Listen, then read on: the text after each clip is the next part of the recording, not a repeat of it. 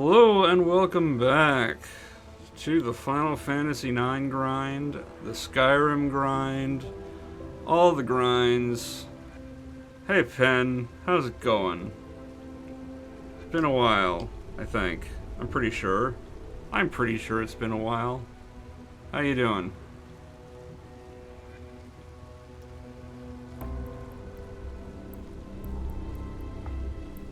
Got an attempt at a compromise layout here between Skyrim and Final Fantasy IX. There's a big bug in your room. Well, have you tried opening the door and chewing it out?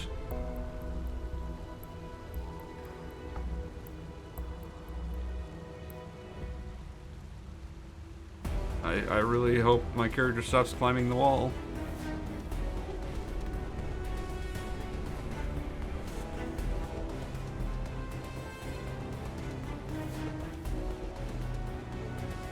Hey, Brazilian guy. I don't know who JJ is, but good job for them. Hitting level 99 before leaving Narsh. I assume that means before the Welk fight.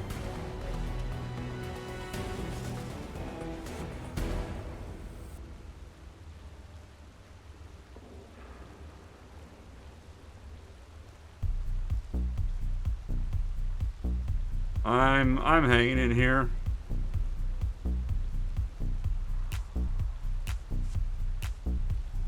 I added a bunch of new music to this playlist that we're listening to.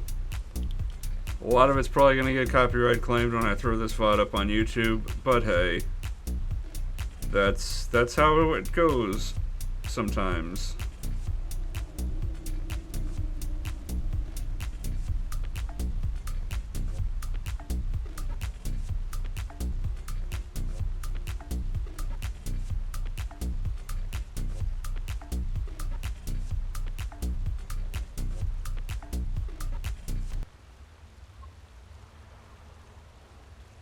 Hold on a second.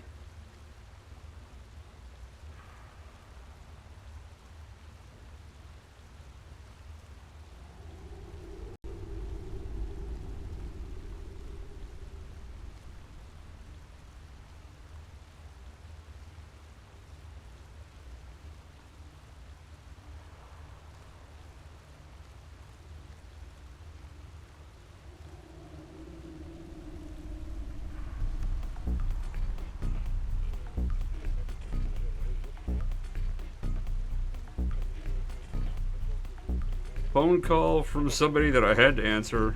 Sorry about that.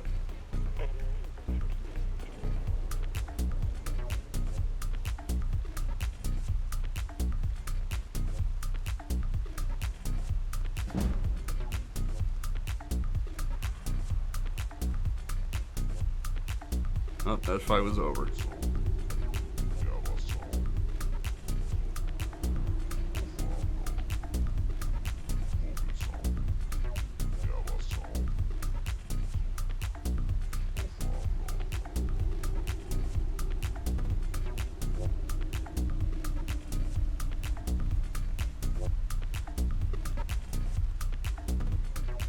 Well, the issue's not with Twitch. Twitch very rarely mutes my VODs, and I just appeal them, and they unmute them.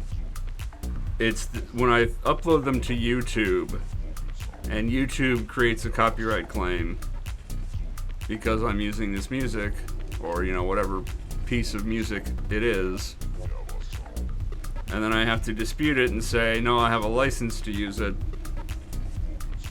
And usually they release the claim pretty quickly after that, but not always.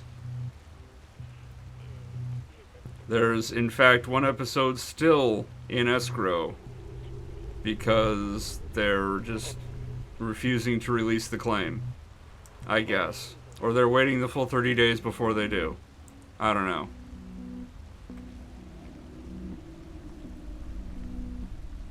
It's very annoying.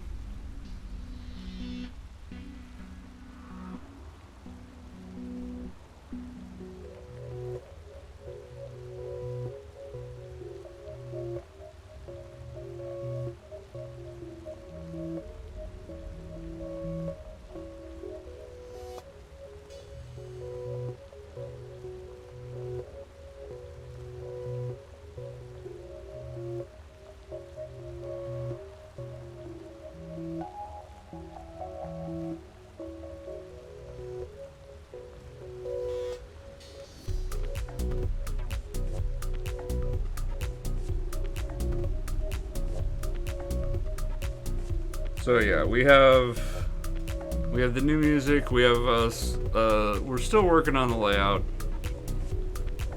It's really hard to have a 4x3 game next to a 16x9 game, and also have the UI elements that people want. It's like, I had somebody actually comment when I tried to take off the donor, subscriber, follower stuff. It's like, okay, I guess people do want it there.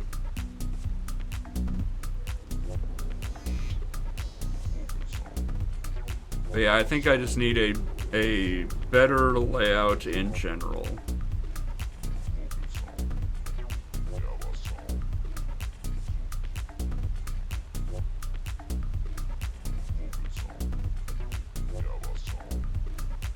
And speaking of things that could be better, how about we get into tonight's table topic? Brought to you by this terrible box of table topics that is sitting next to me, many of which are poorly phrased questions. Tonight's table topic: what's your first memory of seeing Star Wars?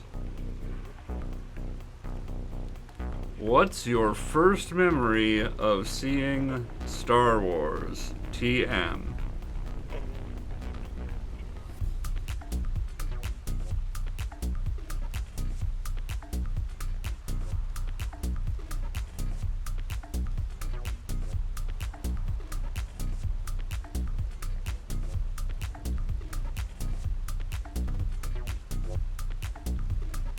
I know my first memory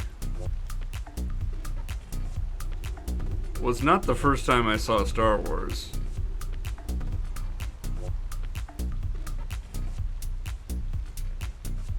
I know I may be old, relatively speaking, but I am not older than Star Wars.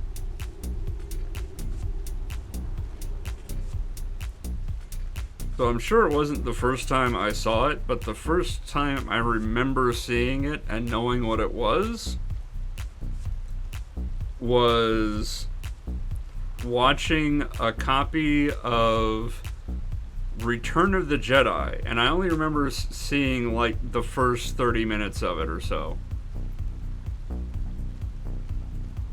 It was at some relative's house, and it was on Betamax.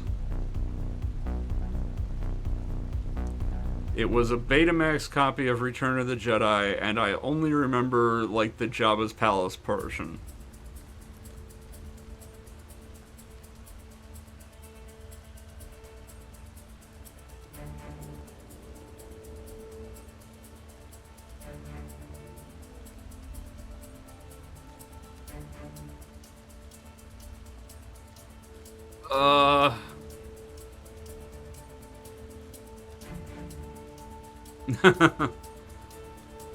Yeah, I was gonna say, I think watching the special editions is not exactly the best introduction you could have.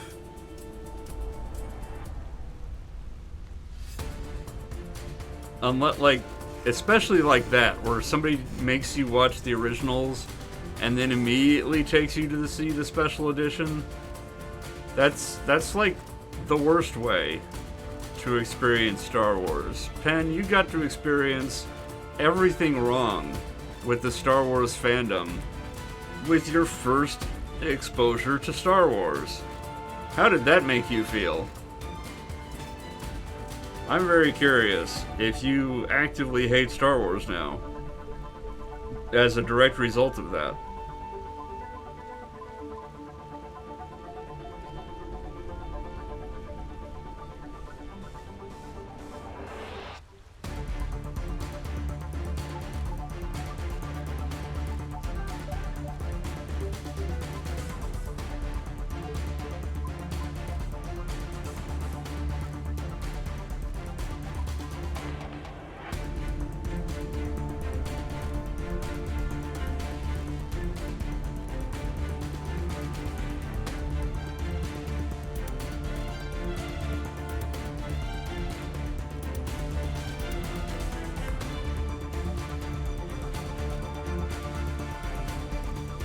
think episode 4 has pacing problems. That's not something I've heard before.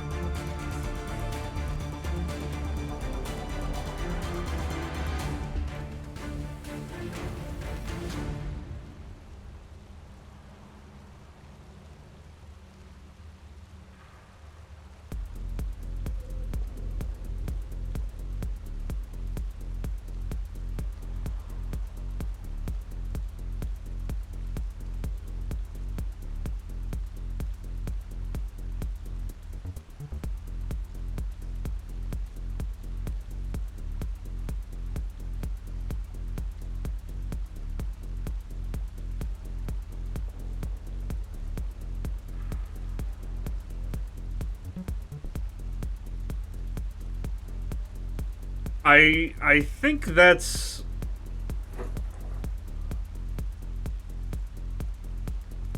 I think that's a symptom of modern storytelling rather than a flaw with the original movie. Because, yeah, I'm not sure it's a whole hour. It's not that long of a movie.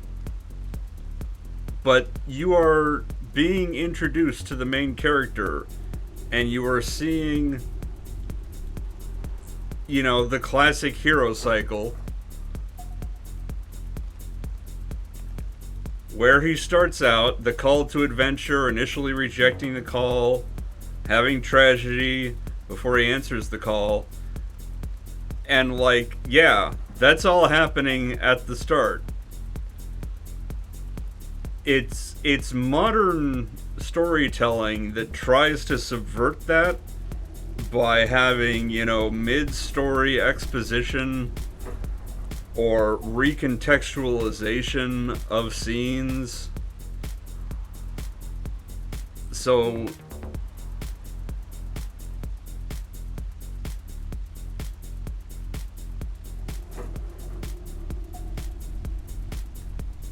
yeah, like episode 5 doesn't have that because you've already been introduced to all the characters.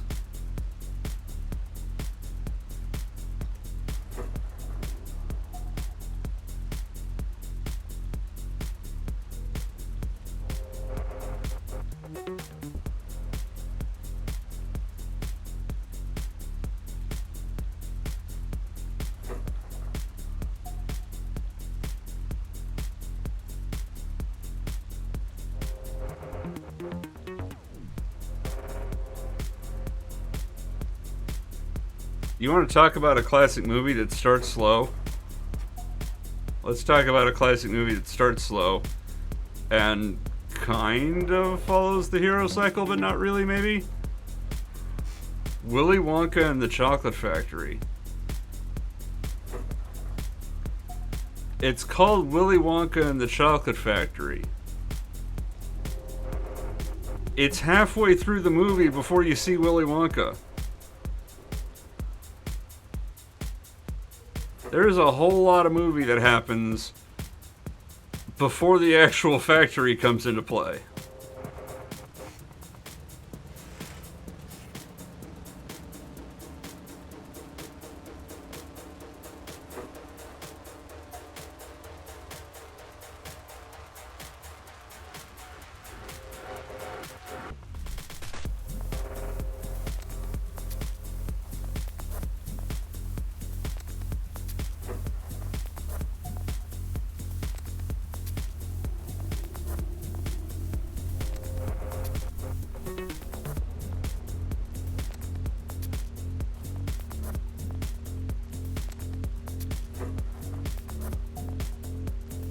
Yeah, Charlie and the Chocolate Factory kind of shows why they left some stuff out of Willy Wonka and the Chocolate Factory when they adapted the book into the movie.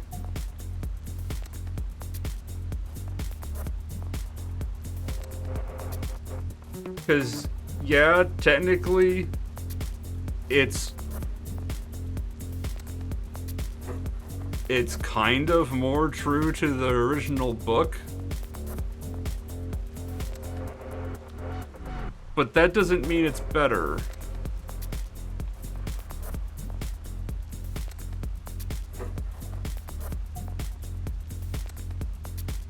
Like, even if you could understand the Oompa Loompa songs in Charlie and the Chocolate Factory, Roald Dahl couldn't really write songs. And they're not good. So you wouldn't want to hear them.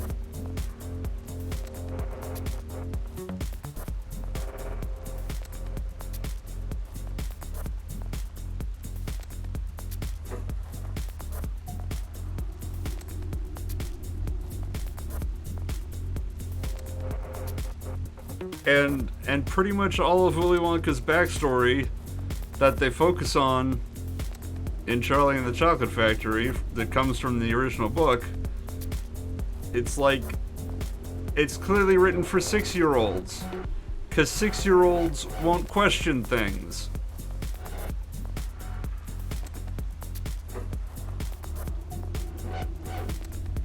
So it just presents these things that happen that make no sense, which works if you're 6 years old, but not at any other age.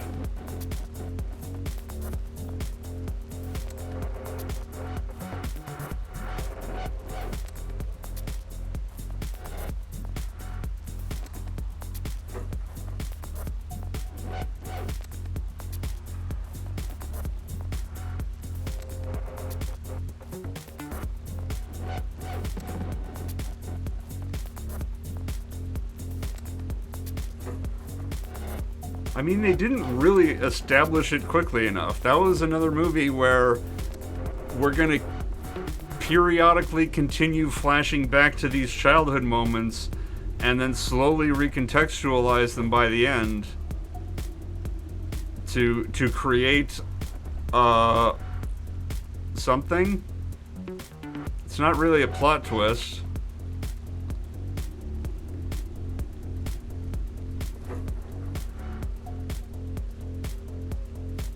To have something happen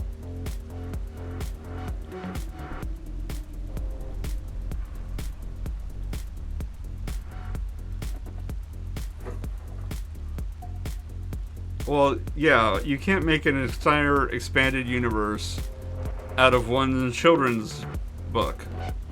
I can't even call it a novel, it's not that long. And unfortunately, the folks behind the Hobbit trilogy did not understand that. You can't make a cinematic universe out of one children's book.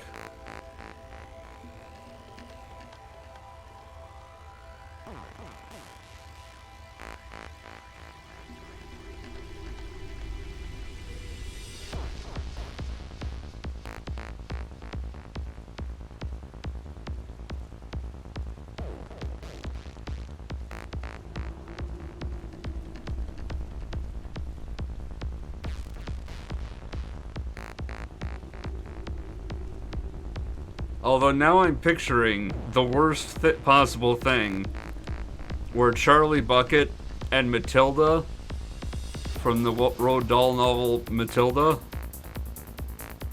team up to fight witches on Halloween. Because you gotta get the candy angle in there, so you put it on Halloween.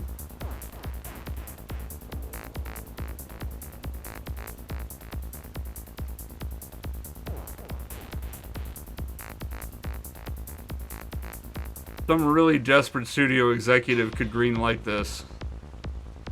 Where does James fit in? I don't know. He shows up in the literal last scene, or in the post-credit scene. James shows up in the post-credit scene. You know, a giant peach washes up on shore where after the climactic battle, it's the post-credit scene. Giant peach rolls up. James comes out, it's not over yet. To be continued.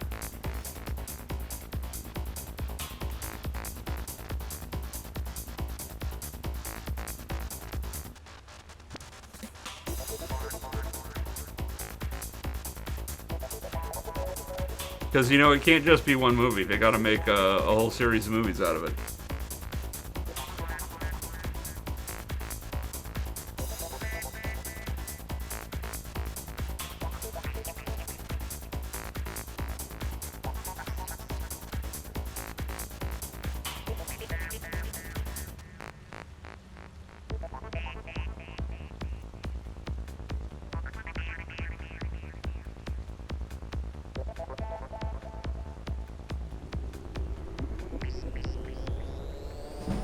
I have not read Roald Dahl's autobiography.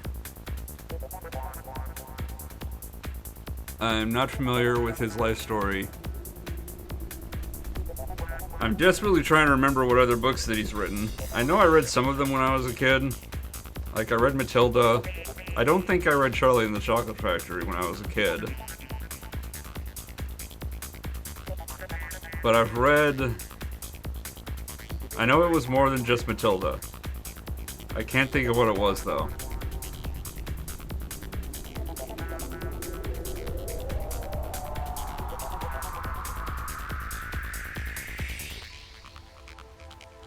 Yeah, I've not heard of it.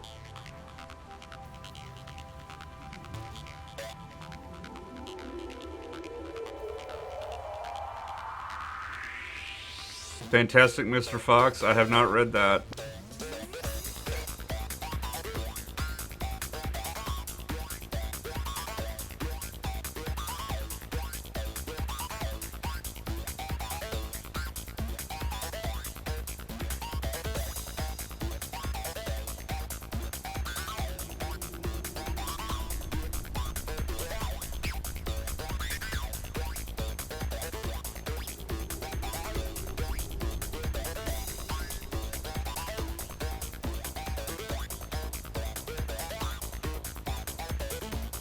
Skyrim leveling works by auto-running into this wall while sneaking.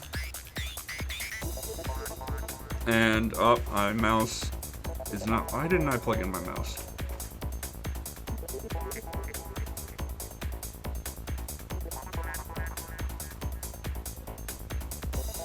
I'm trying to plug in the mouse while holding the controller, it's not working. Everything's going wrong. Darn it. Stop it.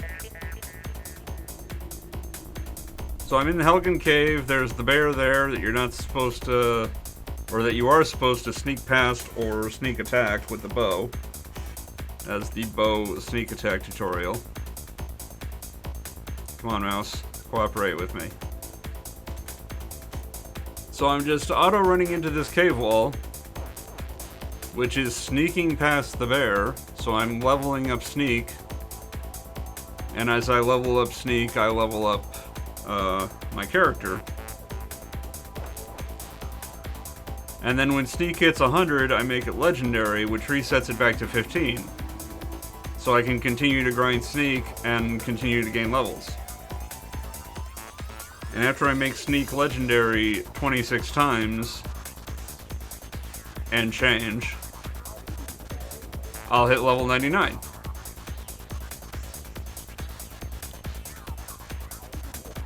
And then all 8 of the leveled item rewards will be in their best possible form, so this is totally worth it.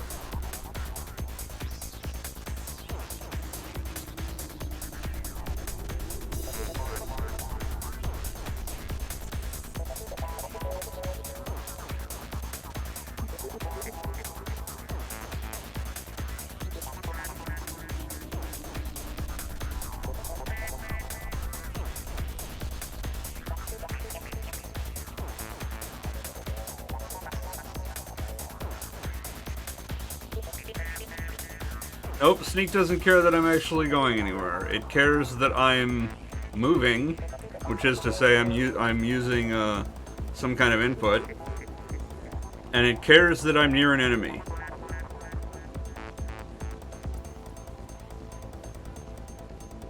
And it doesn't matter if I'm moving directly into a wall, that's still moving.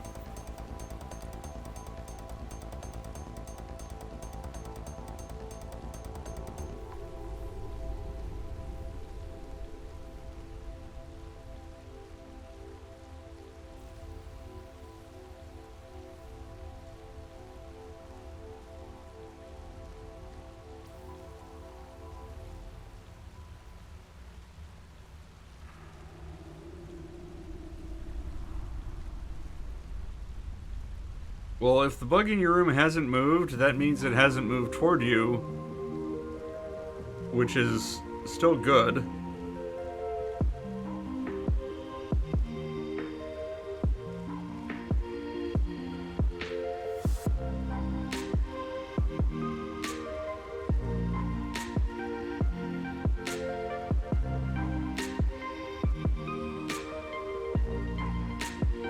I mean, there's always the nuclear option, which is to get the vacuum cleaner and use the hose attachment to suck up the bug into the vacuum, where it will die.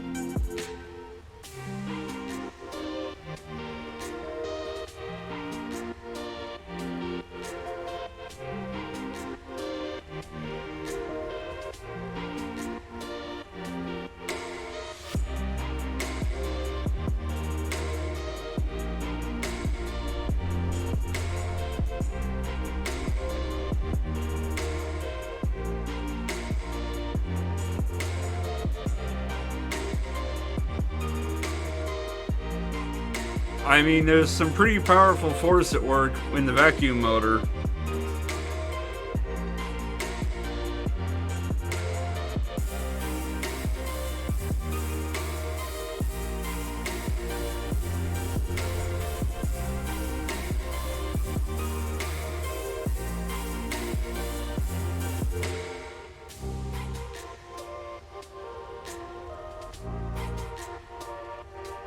Even if it's possible for it to just crawl back out, you vacuum it up, and then you take the vacuum outside to like a garbage can or whatever, or the woods or the yard, or I don't know, someplace away from your house or living space, and you empty it out. And then if the bug survived, it is now outside of your place, and you did not have to touch it.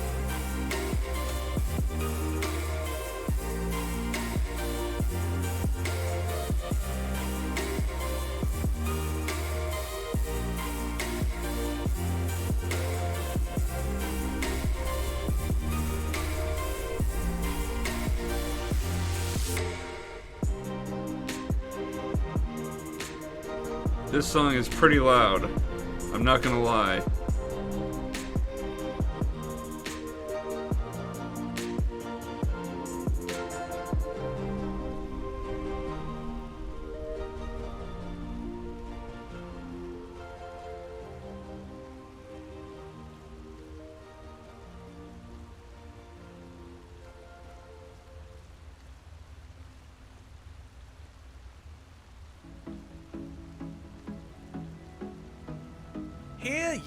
Hear ye, let the record show that this viewer was here first. That was the voice of my friend and fellow streamer, The Goog, who created that sound alert that I then stole to use on my sound alert, because that's how the Sound Alerts website works, is when you make one, it's available to other people. But he is a good streamer. He streams things every morning, except morning on the East Coast, so that means like 4 a.m. for me. And then Tuesdays, Thursdays, and most Fridays, he streams in the evening. So you should think about checking him out at twitch.tv/the_goog.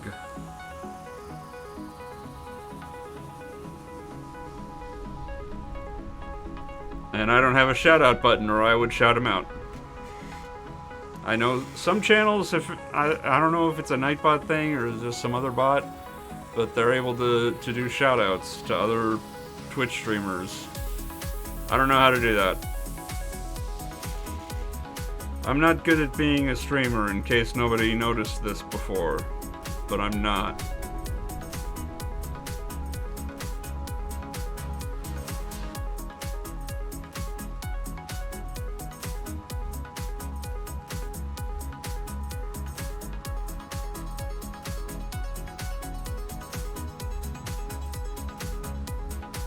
Well, I appreciate that, Pen.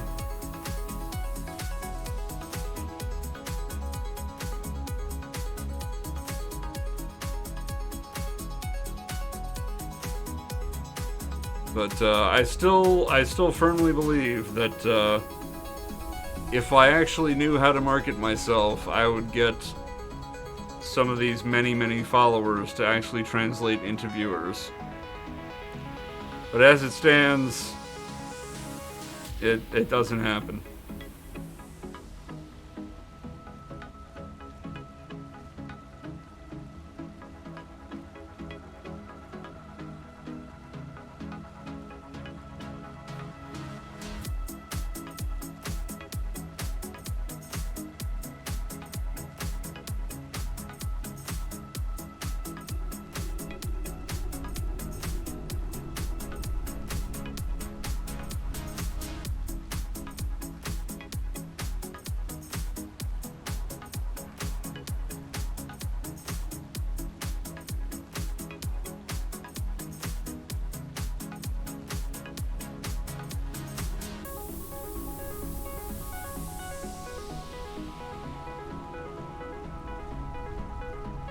I mean, lots of people who make content tend to burn out. It's kind of the nature of the beast. It's hard to do the same thing for a long time. Especially when that thing requires effort and creativity and not just running in circles in the same part of the same map of Final Fantasy IX.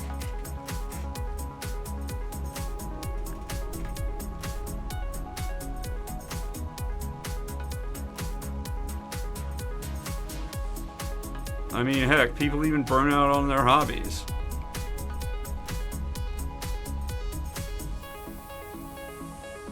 I don't know how long it took. I spent a long time, at least a year, making my first Let's Play for Alpha Protocol. And I love Alpha Protocol, or I wouldn't have made a Let's Play of it. But I have not been able to touch that game since. I played the hell out of that game to make that Let's Play. And there's just no going back to that well for me.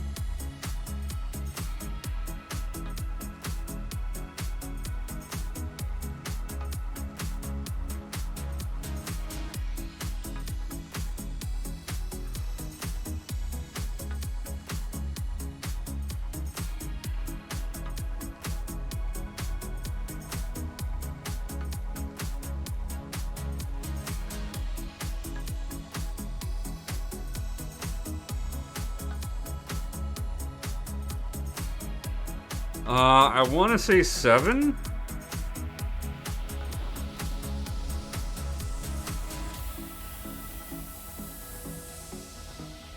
Yes, we are at 7 legendaries out of 26. Which means we are more than 25% of the way there. Which means we are already further along in Skyrim than we are in FF9. But that was to be expected. Skyrim's going to take a total of about 150 hours. And Final Fantasy IX is going to take a lot longer than that.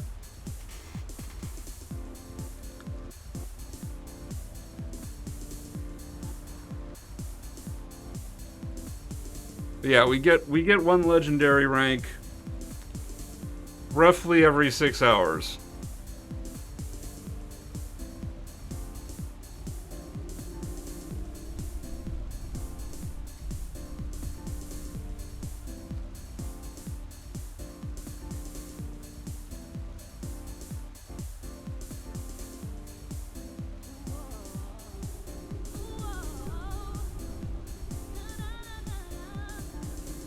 That is correct.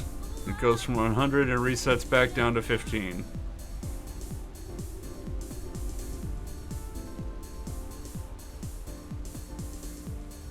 This is where you're going to point out that my math was wrong and it's going to take more legendaries than just 26. And then I'll be sad.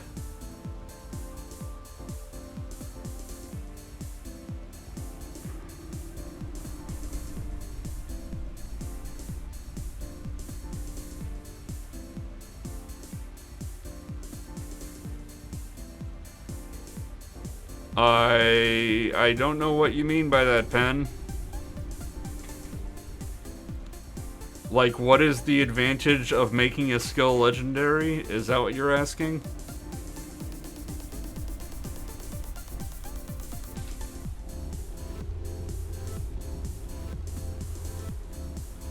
So the advantage of making a skill legendary is that when you do so, you will get your perk points that you've invested into it refunded.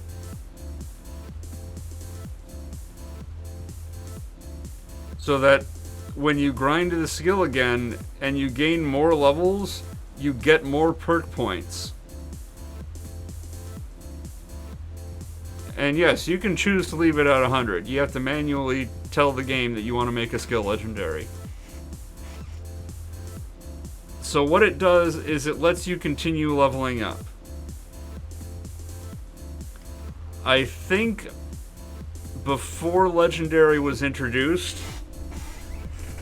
the level cap was around 81, something like that.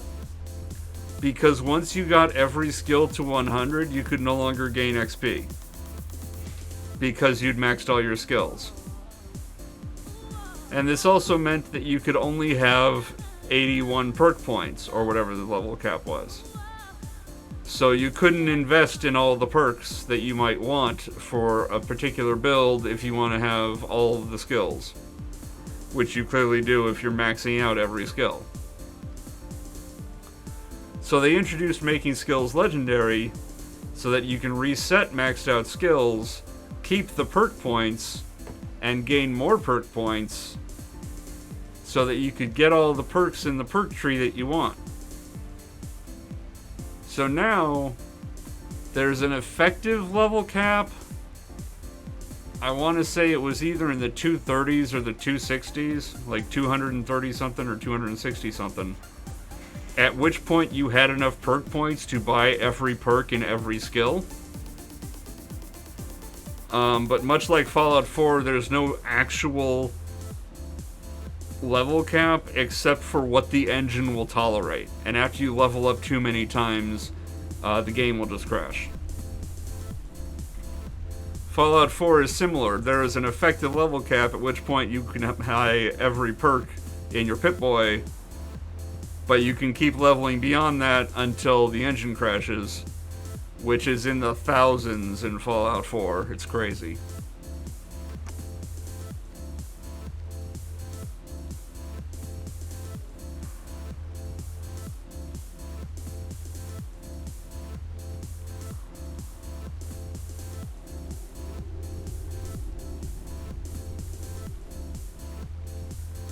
And yes, it's very Bethesda. I'm so nervous about Starfield. I really hope that Starfield is the return to form that Todd Howard seems to be saying that he wants it to be. So that it's more of an RPG, it's more like Morrowind. We go back to diegetic fast travel and depth of story, where, you know, you have more than 2 lines of dialogue with every NPC. And the NPCs have names.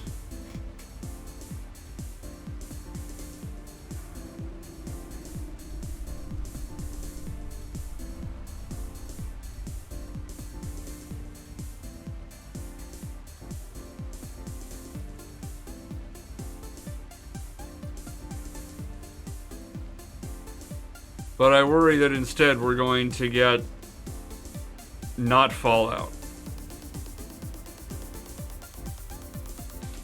We're going to get a Bethesda version of Outer Worlds at best.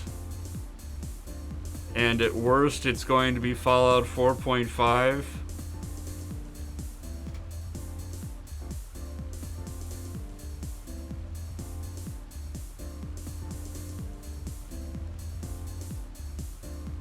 Outer Worlds is the picture of mediocrity.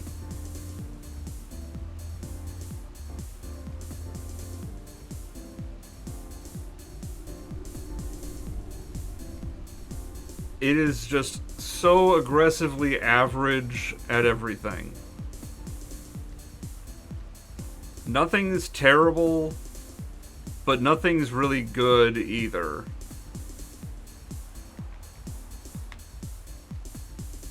Everything's very surface level. They try to have a story, but they're playing everything for a joke, so you can't take the story seriously.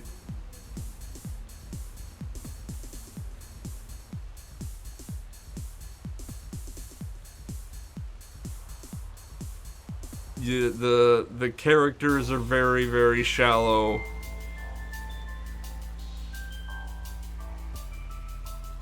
Like, you have 6, I want to say, companions that are possible, and only 2 of them have any kind of an arc. And the rest are, like, as soon as you meet them, you know literally everything there is to know about them, and they never change or grow. And they made a big show in the marketing of, from the creators of Fallout New Vegas. They were leaning on that hard in the marketing. They wanted you to think this was going to be Fallout New Vegas in space, and it's just not.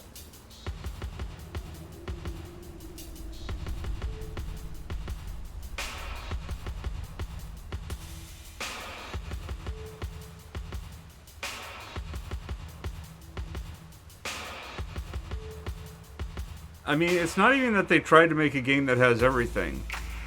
They tried to make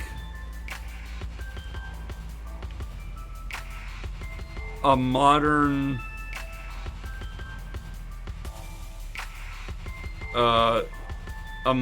Fallout type of game.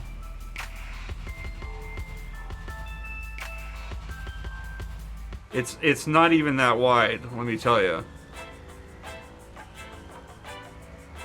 It's not remotely as wide as a game like Skyrim, where you have a giant map that just has randomly generated bandits in caves and many different types of Draugr.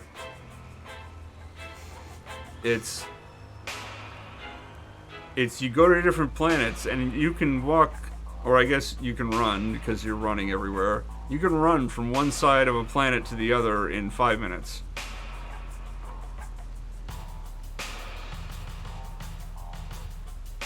The areas are small. The writing is shallow.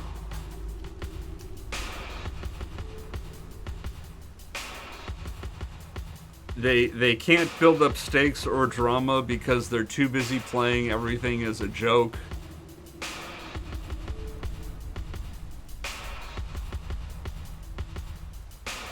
The gameplay mechanics are also shallow.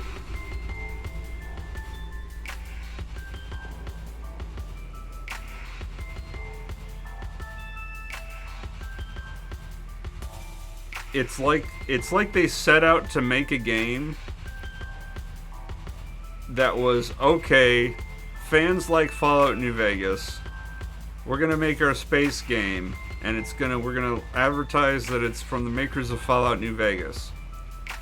What are people going to expect to be in the game?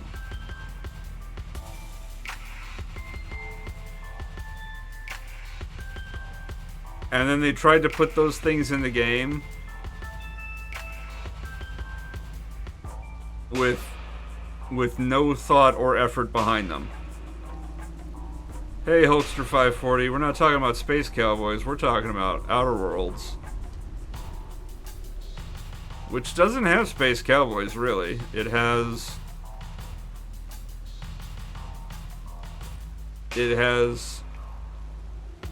Marauders.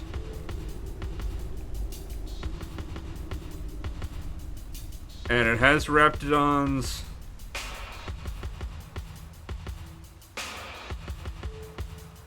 And it has robots. And occasionally it has a primal or a mantiqueen, but that's it.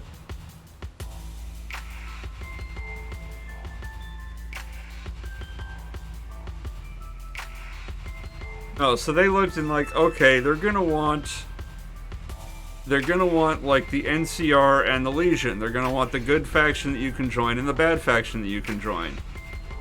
So they wrote their story with a good guy and a bad guy, and they let you join either side, except they forgot to write a reason why you would ever join the evil side.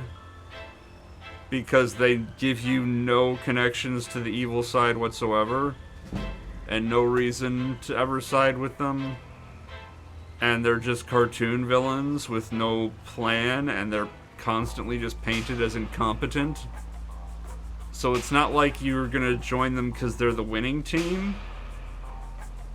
They don't pay you any better. You are personally invested in the good guys. So to join the bad guys, you have to actively betray the good guys.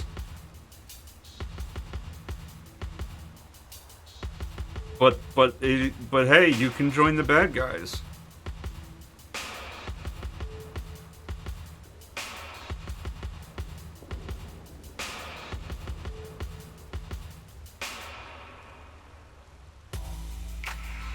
And they said, okay, well, the main quest, they're going to expect you to have options.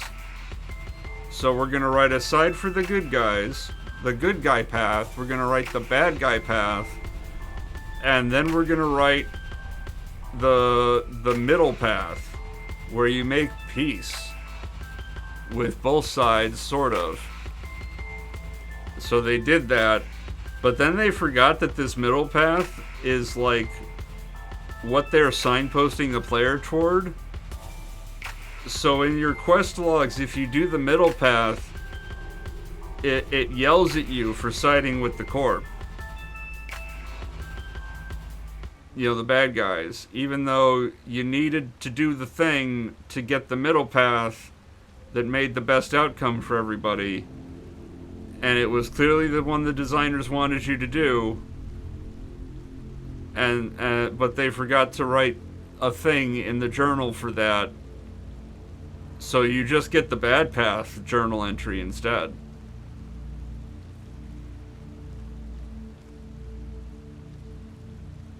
And they said, okay, we're going to expect us to have companions.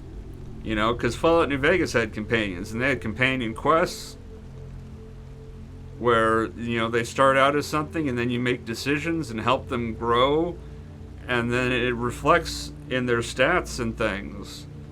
And they improve in different ways depending on how the player guides them. And they said, well, that's a lot of work. How about we just have companions and they have like a fetch quest?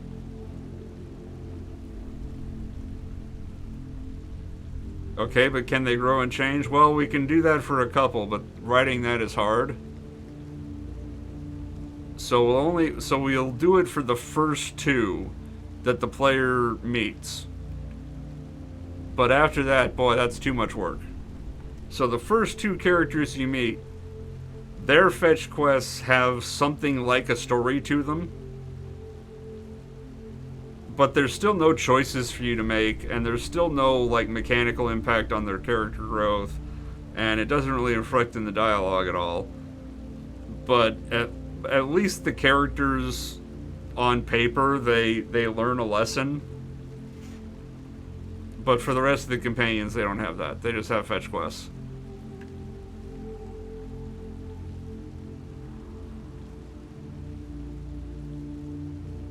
And they said, okay, what else are they going to have? How about, well, what else do they want? I don't know. Perks? Because, you know, Fallout had perks like they had Bloody Mess and Cannibal. You had fun perks that did fun things. Jinxed, remember Jinxed? Where somebody can attack you so badly that they break their own leg.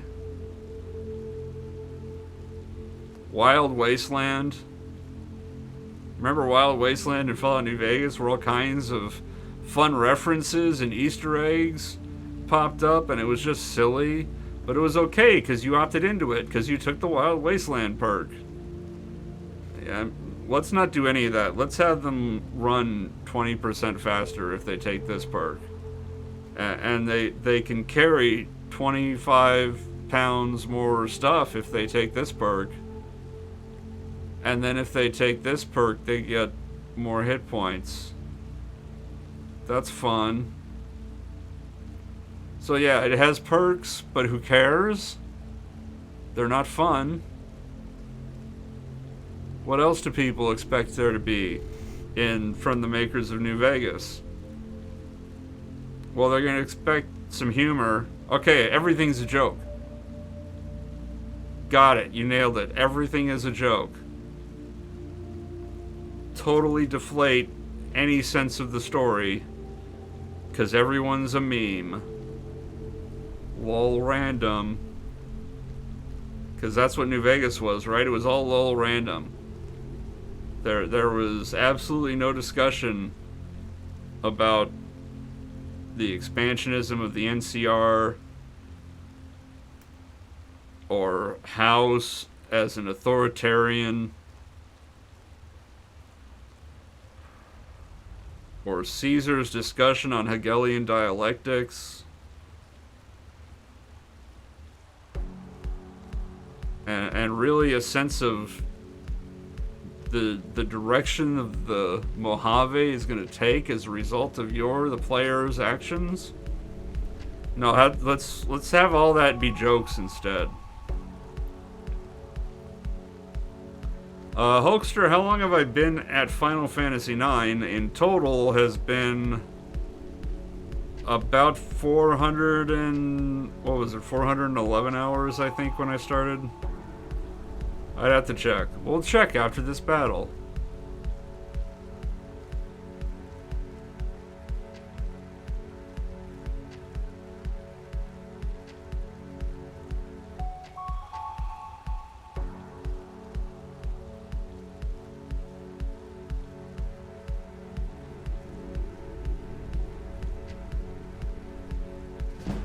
Oh yeah, New Vegas had factions, and factions had uniforms. And you could disguise yourself as a member of a faction to get into areas that you otherwise couldn't. And, you know, it was part of quests to disguise yourself. So, let's...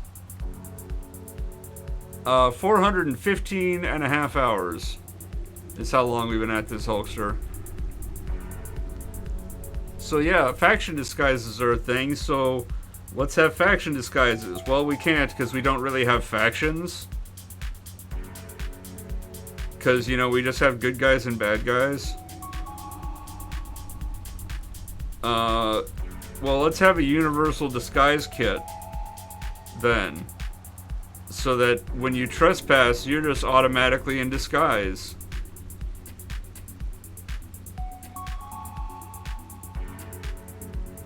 But then we'll have it run out we'll have it on a timer, otherwise it's too powerful. Okay, well what if it runs out in front of somebody? Well, you can pass a speech check to, you know, convince them that it's okay. And then you'll get another refill on your thing. Okay, well, that's good if you have high speech, right? No, we'll make it low enough so that anybody, literally anybody, can pass the speech check. Well, what if they, like, made speech a dump stat? Well, we'll let them do lie, so if they have deception, it'll work. Okay, what if they made all of their social skills dump stats? Well, we'll let them intimidate, too, so it'll be based on their strength. So that literally any character can pass this check. Okay, well, okay. So you get one bar of stealth, and then everybody can get a second bar of stealth, and then that's it, right? No, you can do the speech check 3 times. Oh. So you can have 4 bars of stealth. Isn't that a lot? Well, yeah. Isn't that enough to do literally everything in every area that's, like... Why even have the stealth section, then? Why make it restricted if the player can do everything that they want to do, and they don't have to make any challenging choices or worry about pathing to avoid enemies? Yeah, but it's not fun if you're caught. So this way, it's more fun. when there's no challenge whatsoever.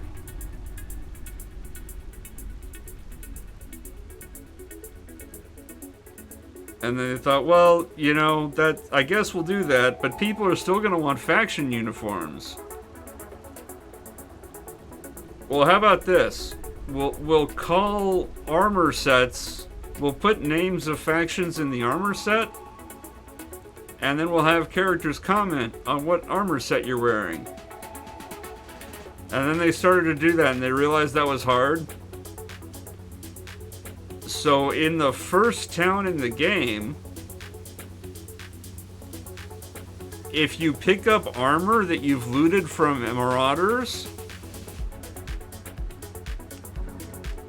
they'll say, hey, you're dressed like a marauder.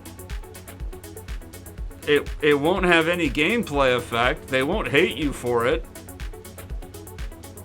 And it's just in the first town, but it'll make the player think that we have faction armor. We'll just put it in the front of the game. We'll front load the game with these dialogue bits to try to trick the player into thinking that there's a faction armor system alongside the universal stealth system. And unfortunately that worked on a fair number of people who thought as a result that there were faction uniforms, when in fact it was just people in the first town were programmed to respond to the player wearing armor that they loot off the first enemies in the game.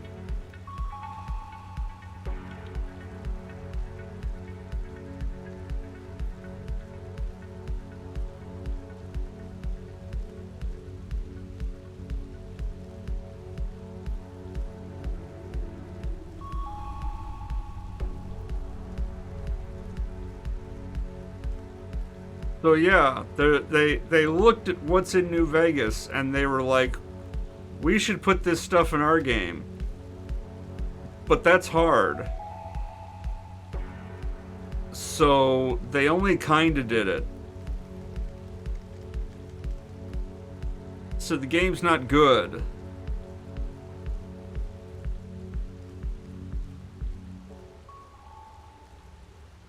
But it still does have all this stuff in it.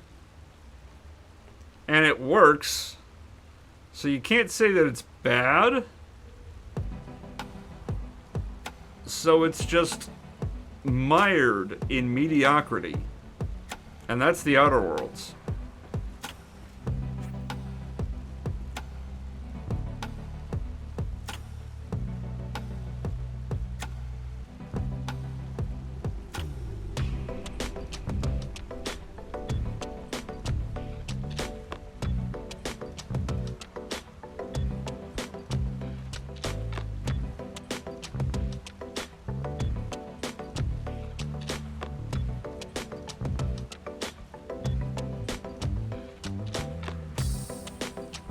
I don't know what that emote is, Hulkster. And I'm sure it wasn't pre-production level choices. I'm sure that when they set out to make the game, they actually set out to make Fallout New Vegas in space. I think that when they got into the production of it, they realized how much time and how much money it would take to actually make Fallout New Vegas in space. So they made compromises. So the good companions are the first ones you meet because those were the first ones they worked on. The first settlement you're in comments on what outfit you're wearing because that's the first one they worked on.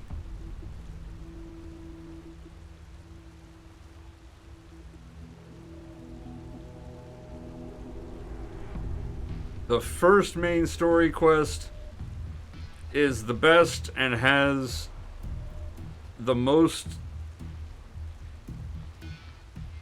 I can't even say nuanced. The least heavily signposted best third option, because that was the first one. You know, like Cyberpunk, when they made the vertical slice So it was the one mission with Maelstrom, and then that's the best mission in the game, because that's the first one they worked on.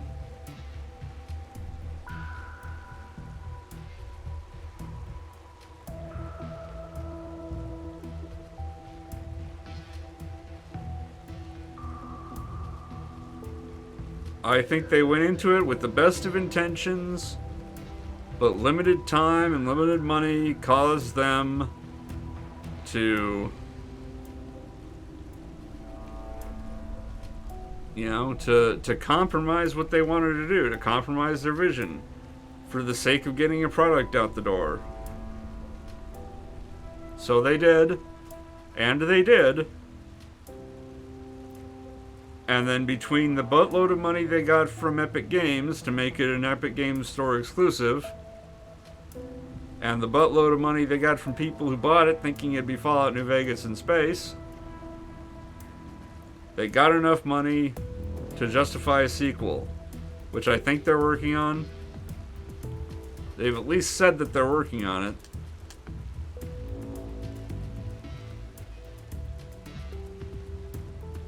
Hopefully it'll be better.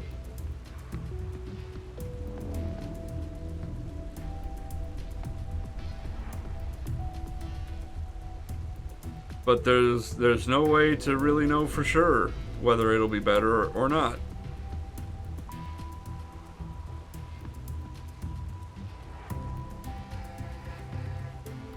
Just like I don't know if the music that I've added to this playlist is any better or worse than what I had before, or whether having more music is better. I think it is.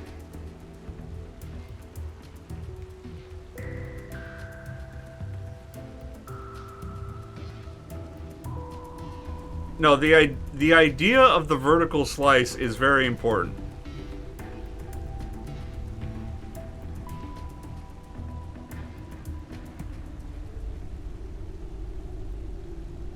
Yeah, when you build a house, you don't build it one room at a time. But you also have, you know, way more standardization when it comes to building a house.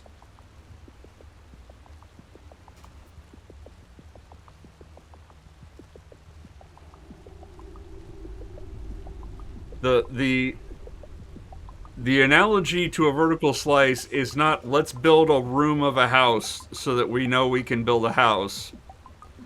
It's we want to build a house out of marshmallow.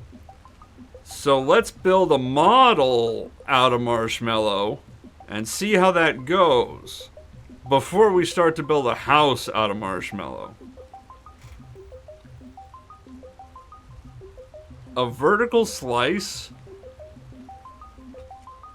ideally is not something that appears in the game. Ideally, a vertical slice is a tech demo that demonstrates that you can physically do,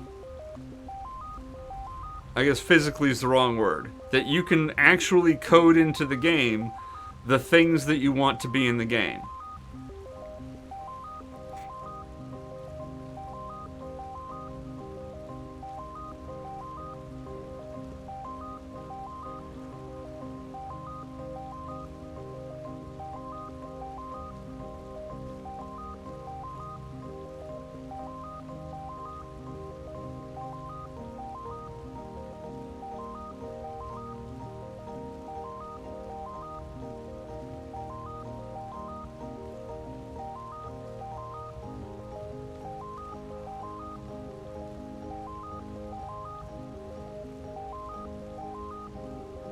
Bloodborne Souls, you ask the impossible. You want me to have a 4x3 window next to a 16x9 window that both exist within a chat overlay with no dead space and no overlap. You will need to invent a new resolution in order to accommodate this. So no, I don't care that the game windows are overlapped.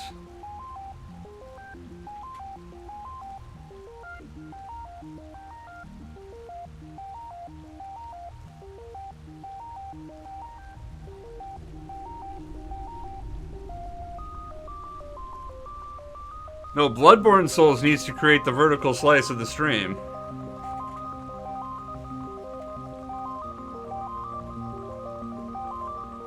Hulkster, the other window is Skyrim, where I am auto-running into a wall in Helgen Cave. There's a bear there, and I'm sneaking. So I'm grinding Skyrim to level 99 in the starting area, while I'm grinding Final Fantasy IX to level 99 in the starting area.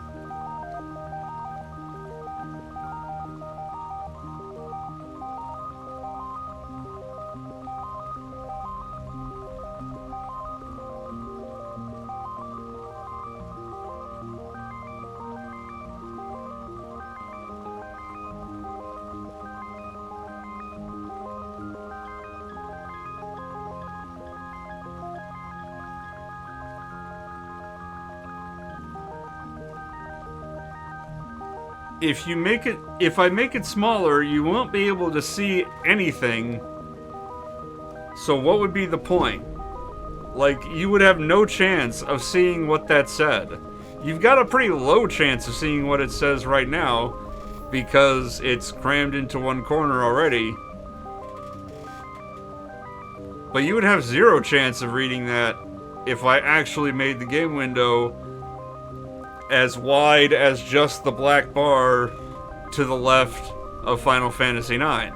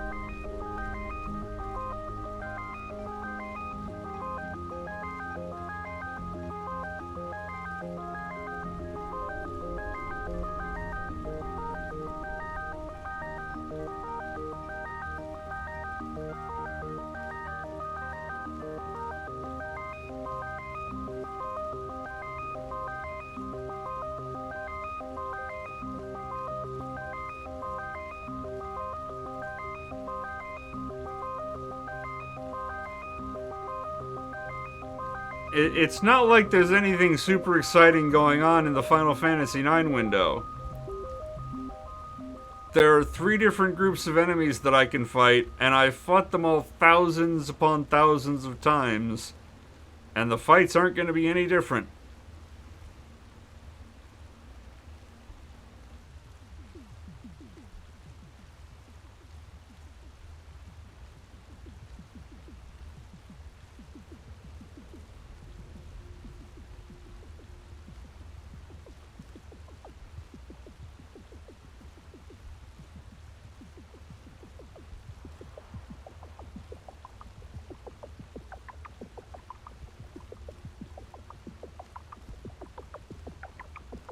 Relatively speaking, my brain is working, yes.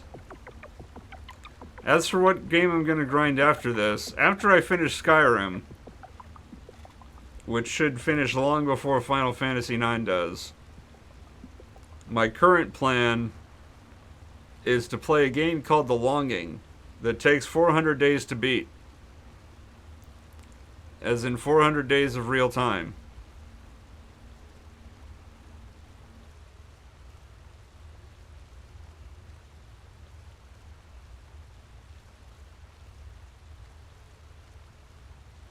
And Pen, if you wanted me to grind a third game, I have 2 options. Well, the problem with operated joystick with my feet is that on PC, Skyrim needs to be the foreground window. Otherwise, it seems to like pause itself without actually saying so, because all progress stops. No, I'm not going to AFK. I haven't played it before, so I'm going to do things. I'll explore around, and I'll get some books. We can all read Moby Dick together. Or Thus Spoke Zarathustra. Yeah, I can't even pronounce the title. I guess I'm not going to read that.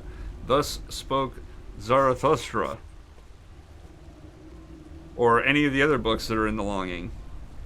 that I don't remember the names of, because it was like... I'm trying to remember where I even saw the thing on the longing. I forget. Anyway.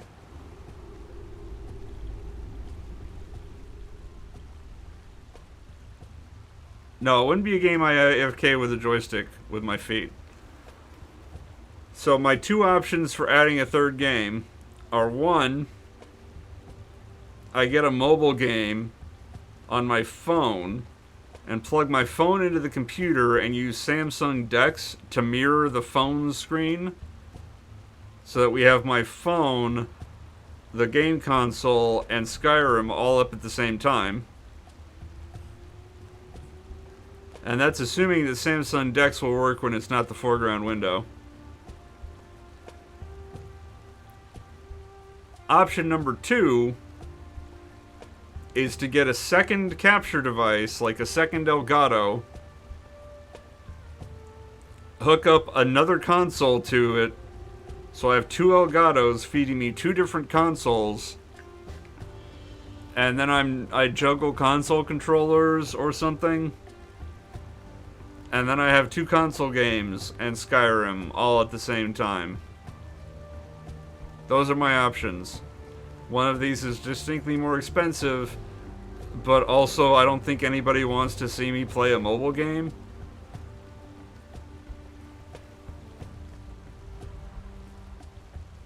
And also I don't know a mobile game that I could grind to level 99 in the starting area.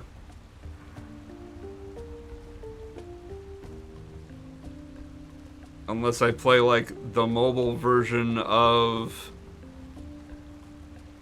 Well, if I'm running an emulator that, like... Why wouldn't I just run an emulator for Final Fantasy IX? Because that's cheating. I'm not going to run an emulator.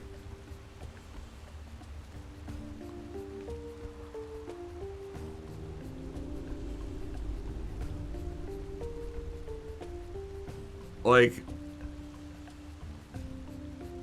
I don't know how true it is, because I read it on the internet, and the internet's full of lies. And you shouldn't believe anything you hear on the internet, including what I'm saying right now. But I've read on the internet that on the PC port of Final Fantasy IX, the function keys are basically debug commands. So there's a function key you can hit to just make yourself max level. You had one key, you're level 99. This is what I've read on the internet. I don't know how true it is. I also don't have the PC version of Final Fantasy IX.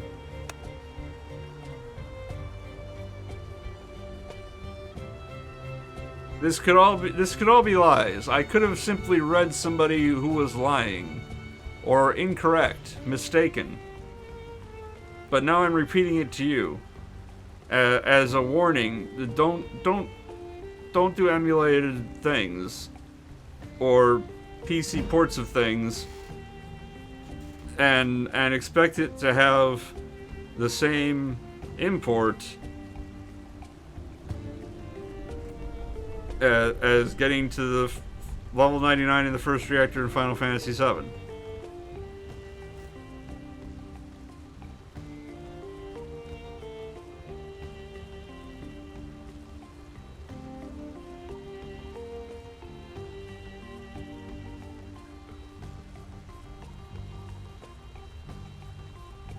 The first console that I owned, Hulkster, was an NES.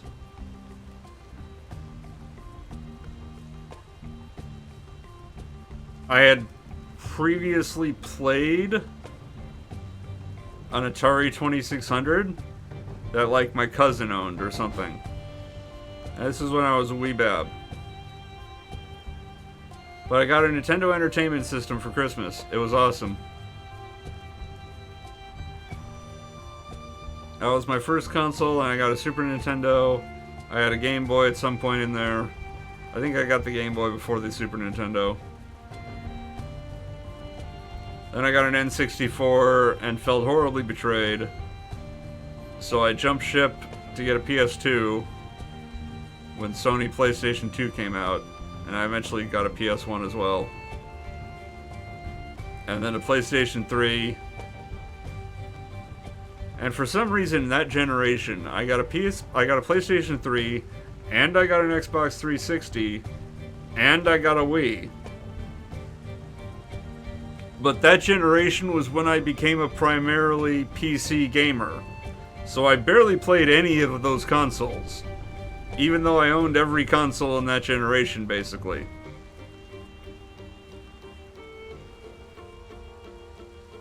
And even now I have a PS4 Pro that I basically never play. Because I do PC games instead. Grind more games at once, says Bloodborne Souls. Well, I went over the options. I need a mobile game that I can grind, or I need another Elgato. So, one of the two.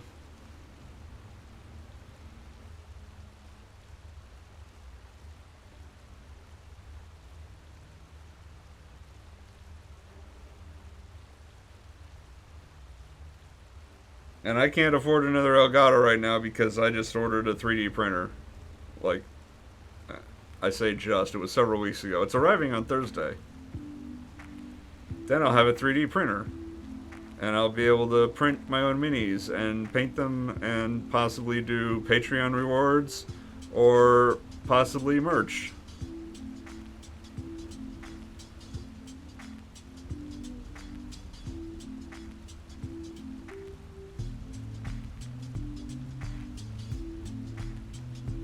There was a third thing that I thought of that I'm no longer remembering.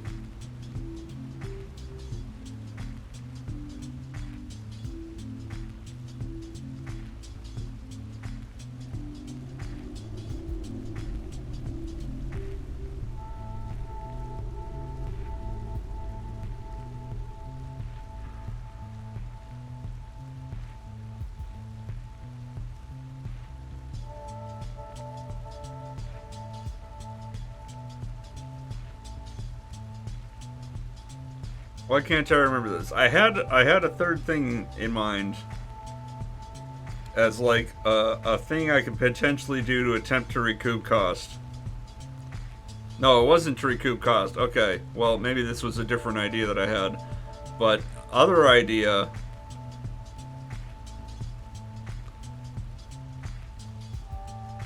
3D print myself like a mask, like a face mask thing. And then do a face cam, except I'm in my sunglasses with a mask on, so you can't actually see my face. And then I'll have a face cam stream, except not really. Because who would want to see my face? Nobody.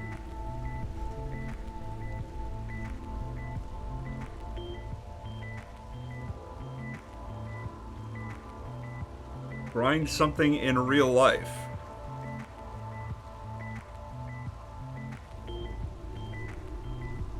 I don't see how flipping a coin is grinding anything.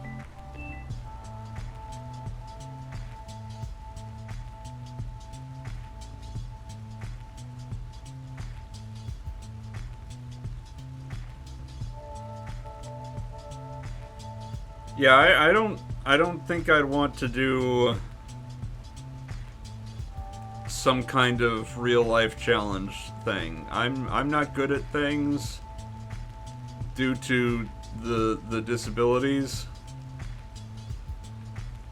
So probably not a real life grind.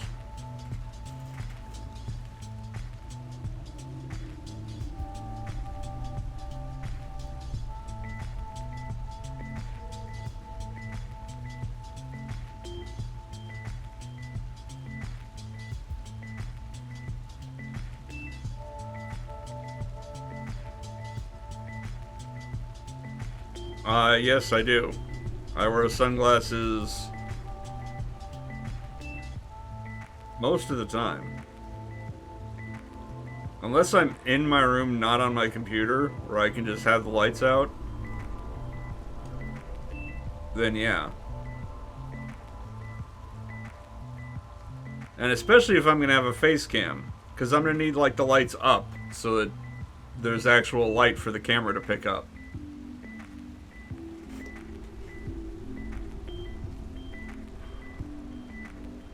I have Zoom meetings with my, I guess they're Teams meetings now. We used to have them on Zoom.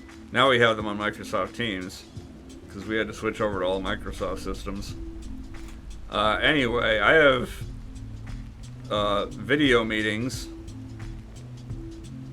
And I attend those in dark aviator sunglasses. It's not what's up with my eyes, it's I have chronic migraines. Which is to say I'm in constant pain. And light is a migraine trigger, pretty severely, for me anyway. So I have to limit my exposure to things like the sun and the computer screen that's in front of me.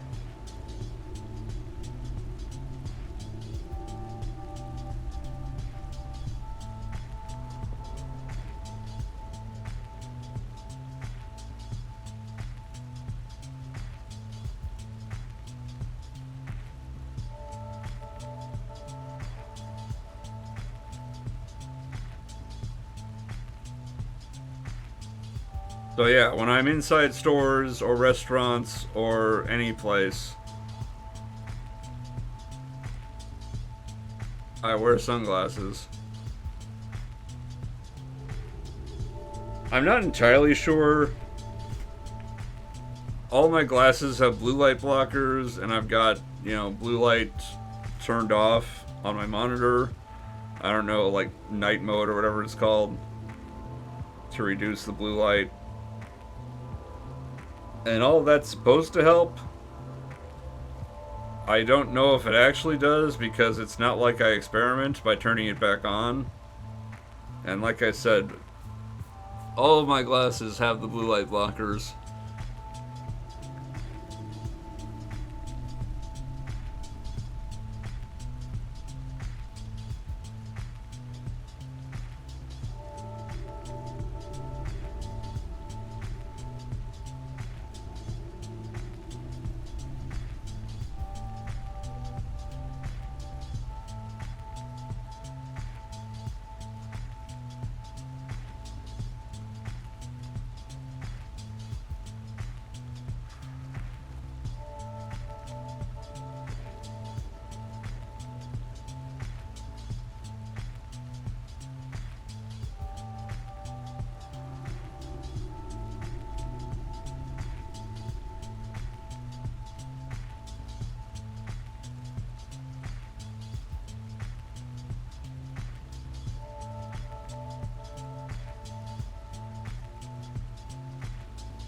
I don't know what cat jam means.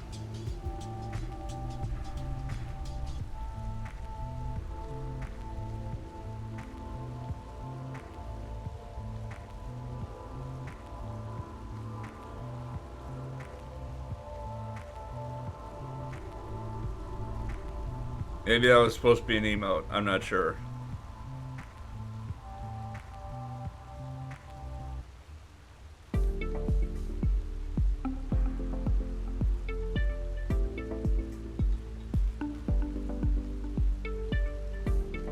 Oh, it just showed up as text for me.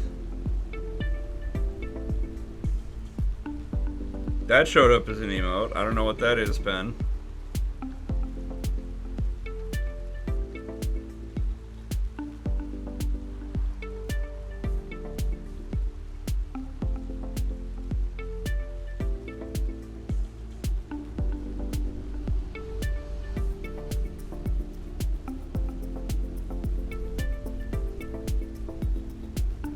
That also showed up as an emote.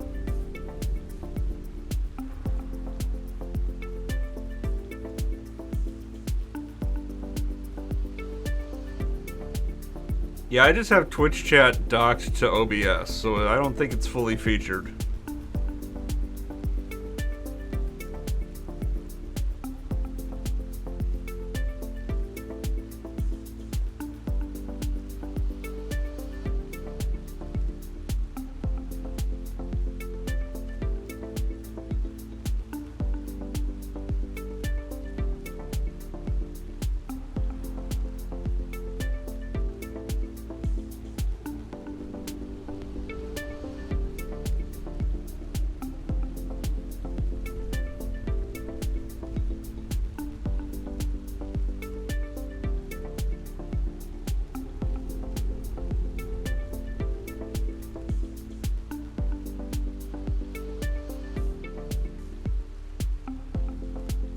Hulkster, they're usually about 2 hours, because at that point, the migraine is too much.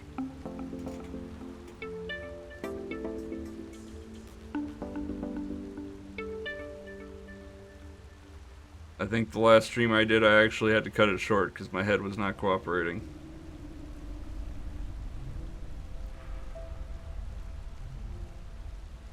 But we're like 90 minutes into this one, and yeah, it's starting to get bad. But I'm gonna push through. I finally got new migraine meds Thursday. They haven't really kicked in yet, or if they have, it's gonna need a loading dose or something for them to take effect. But yeah, I used to be on a monthly injection that helped control the severity, and my neurologist tried to get me on a new injection that would be better, and the insurance company said no, that's expensive. So there was a big fight. And I went several months without any migraine meds, and that was not fun.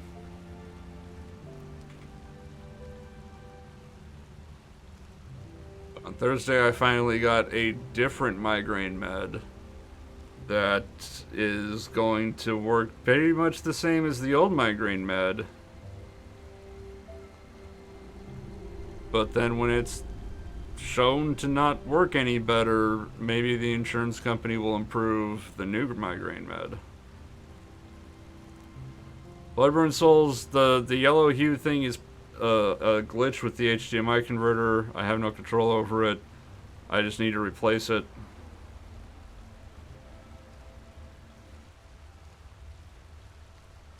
But yeah, it just randomly changes the color temperature. I tried resetting it at the start of the stream in the hopes that it would stop it from happening, and it's clearly not stopping it from happening.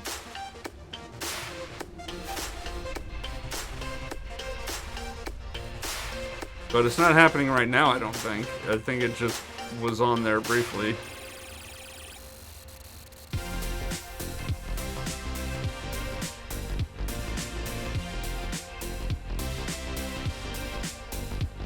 Alright, have a good night, Hulkster. Thank you for tuning in and hanging out. I appreciate it.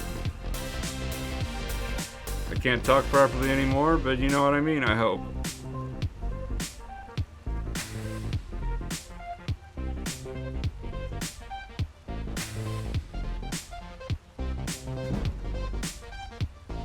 Sneak 89 a level. Let's get that level up. Let's get some more stamina. We gotta keep health at 420 for as long as we can.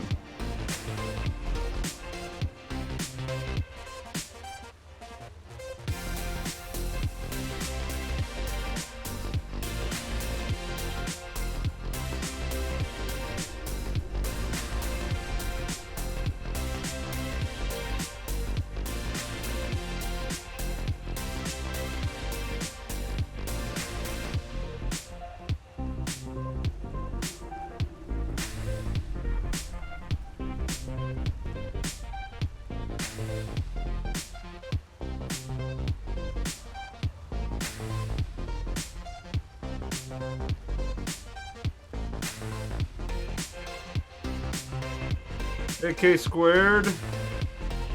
We just hit level something in Skyrim, 53.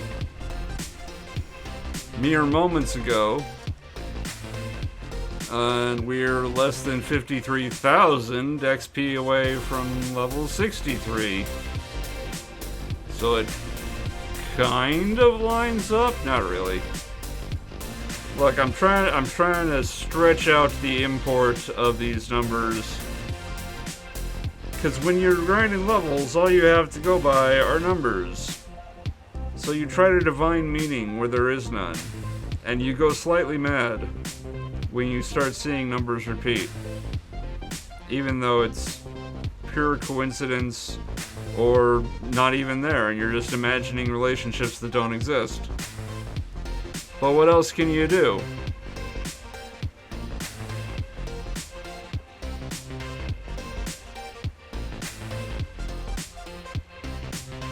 That was maybe too much information, but I don't care. I don't have anything else to talk about right now.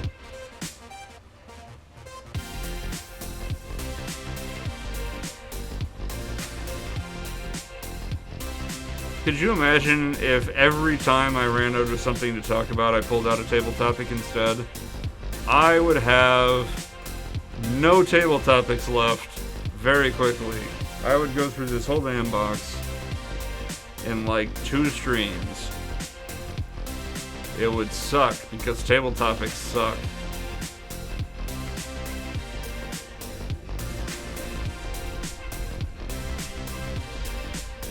Yeah, the fight counter is unfortunately manual, so it often drifts out of sync with reality.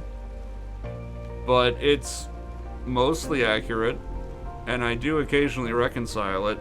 See, like I get into a fight, I hit a button, and it makes the counter go down. But there are times where I get into a fight and I forget to hit the button. Or I think I hit the button, but I only kind of half hit it and it doesn't register. So sometimes the fight counter is larger than it should be. But that's why we reconcile it, because we can figure out the correct number of fights remaining with math. But I can't do math, so I use a calculator. And the calculator figures out how many fights are actually remaining. And then I just type that number in.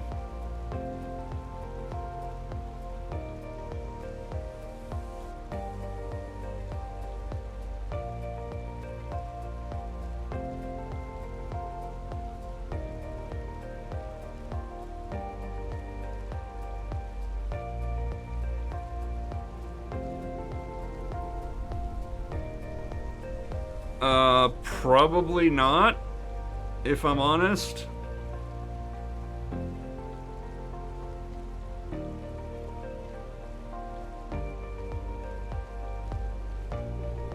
I could always reach out and ask.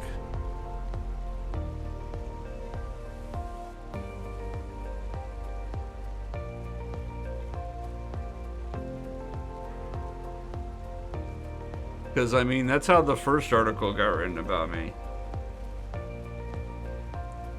I was getting to the end of the challenge for Final Fantasy VII. And somebody reached out to Jason Schreier, then of Kotaku.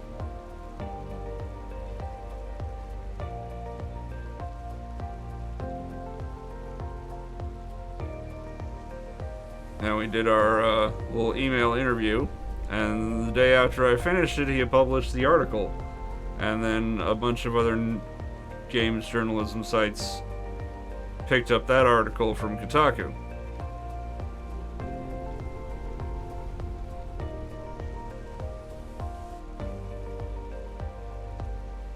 And of course, now he's with Bloomberg, so I don't know if reaching out to him will do anything.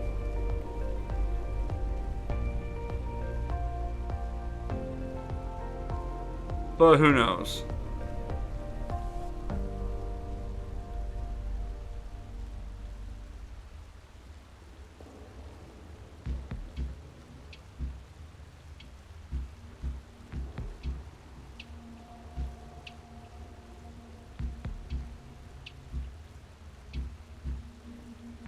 But yeah, any article that gets written about me finishing this particular challenge would have to be prompted by notifying people that I did this challenge.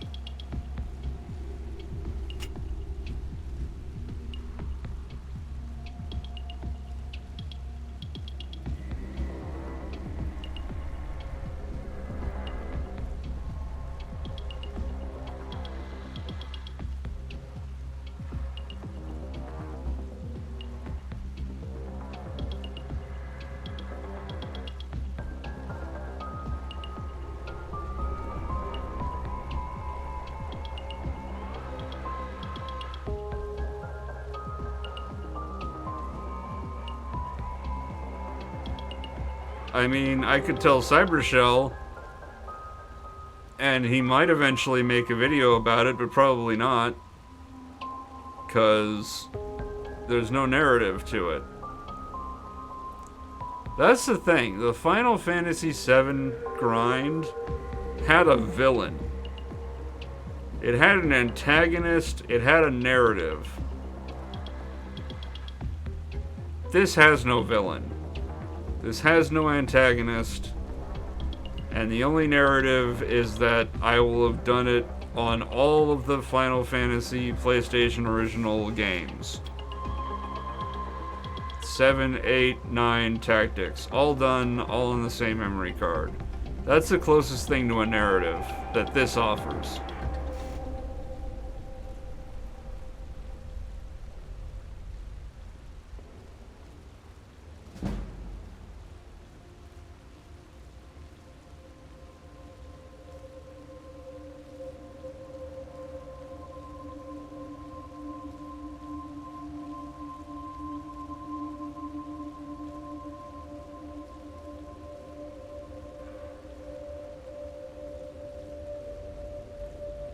Oh, Tactics was easy, K-squared. The XP scaling system in Tactics is so weird. But I use that to my advantage.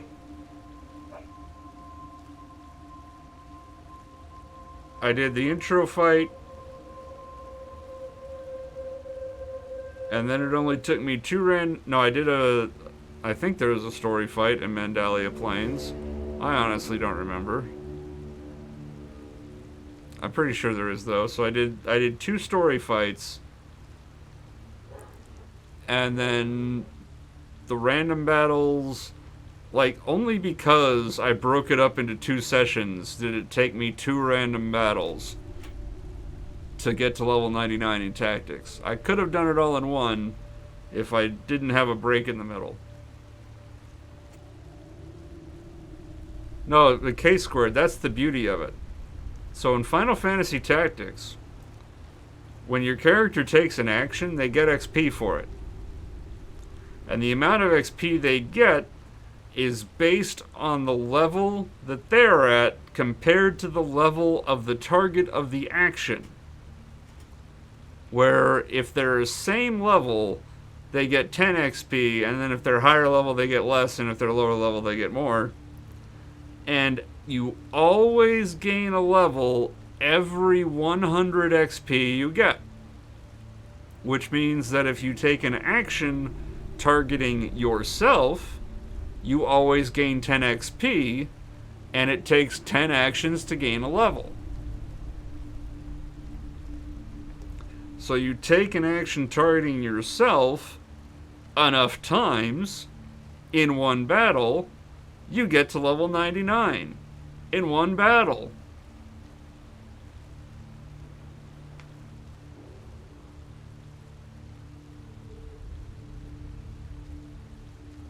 It took me, I want to say, about 5 hours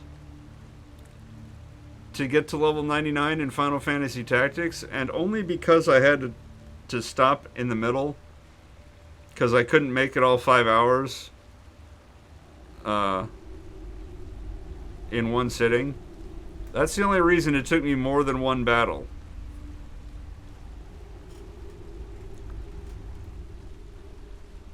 And Final Fantasy VIII, which has enemies scaled to your level, took me between 12 and 13 hours. So it took me roughly half as long to do it in Tactics as it did in Final Fantasy VIII.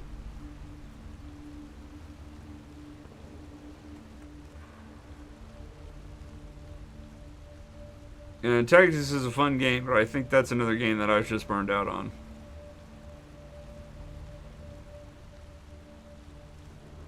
I never really did the level up down trick because you don't need it.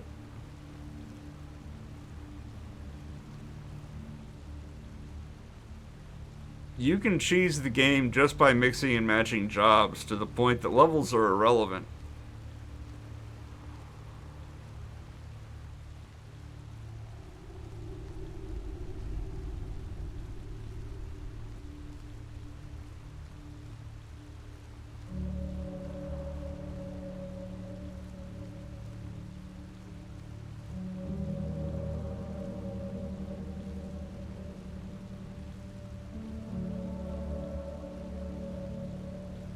Like, at one point, I did a playthrough of Tactics where I used a Game Shark code to force my XP to reset to 0 every turn, specifically to prevent me from leveling up.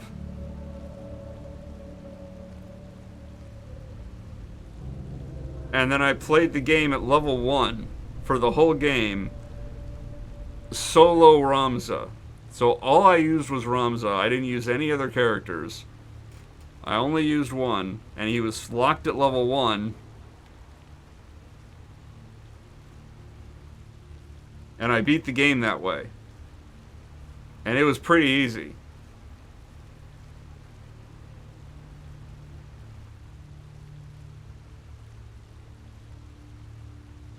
Well, Pen, the problem... The game's only really hard if you go in one for the first time so you don't know what's going on. Like, having knowledge is such a huge asset in Final Fantasy Tactics. 2, if you have a whole party of one class. Like, that's normally a challenge run. And yeah, even 5 ninjas has challenging fights to it. It's when you mix and match classes and abilities that things get silly and really easy. Bloodborne Souls, a game that could be a longer grind than this, would the first one that comes to mind is Final Fantasy I. If we're talking Final Fantasy, Final Fantasy I has a morale system. That means that as you get high level, enemies run away from you. So you could get into a random battle and get 0 XP because the enemy runs away before you kill it.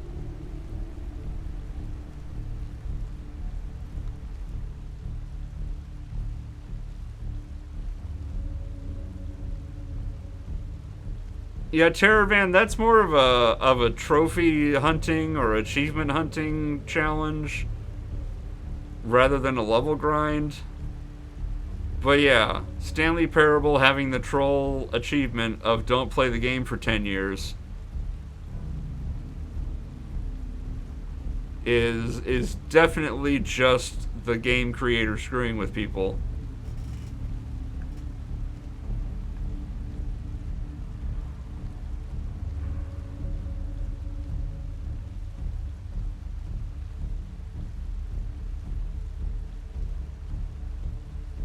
Yeah, that's how the speedrun does it. The Final Fantasy speedrun basically uses a code overwrite glitch to write junk data into your level to make the game think that your level is some stupidly high hex value. Which makes the final boss run away because your level is so much stupidly higher that it fails its morale.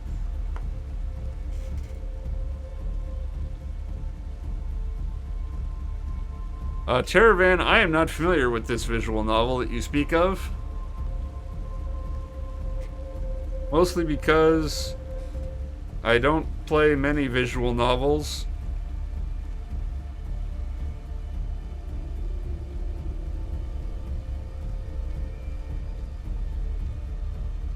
But the longest, so like Final Fantasy 1, potentially infinite. It's not really going to be infinite, but you could potentially play Final Fantasy 1 forever and never hit the level cap in the starting area.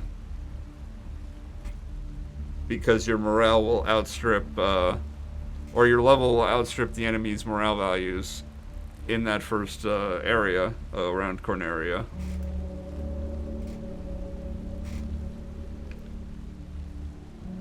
The other longest grind is, my understanding, Dark Souls 3. If you try to get to max level,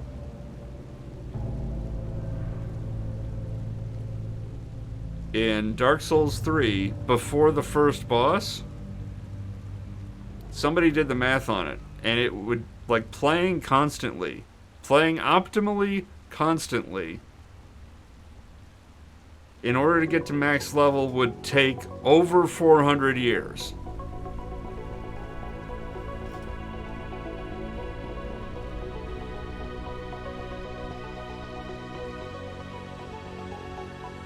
Now, obviously, max level's not the same as level 99. When I did Dark Souls 1, I targeted level 99 and also used a glitch to get myself to level 99 in like an hour.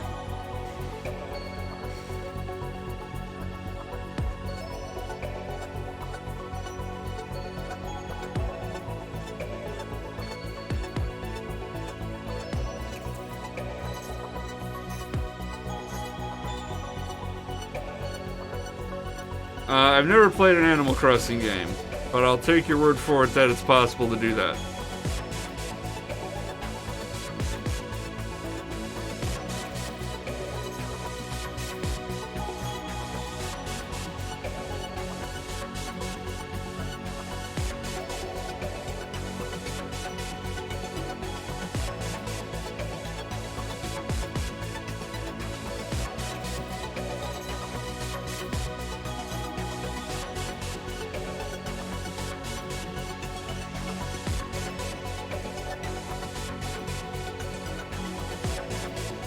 I will have to check that link later, Terravan.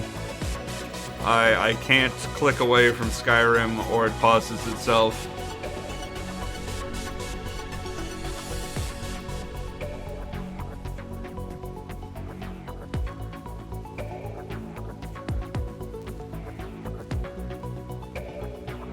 Now, Terravan, I have to ask,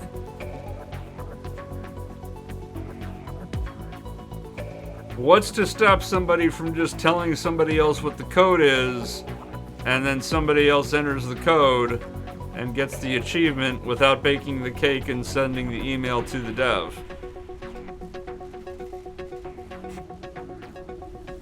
Like, the internet is the vast repository of all human knowledge.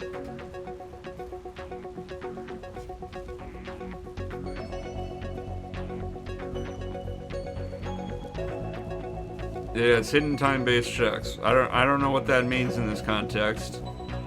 Like, you could play the game and get to the point of the screen and then enter the code that you found online.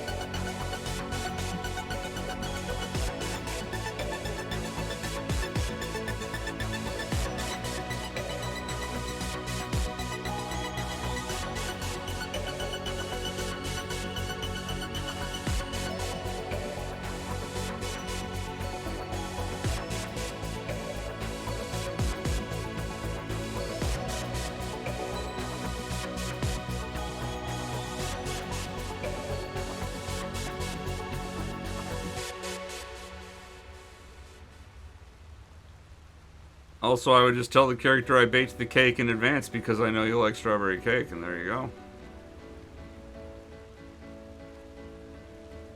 Like, if I was planning to get this achievement, I would absolutely have the strawberry cake ready to go by the time I got to that part of the game.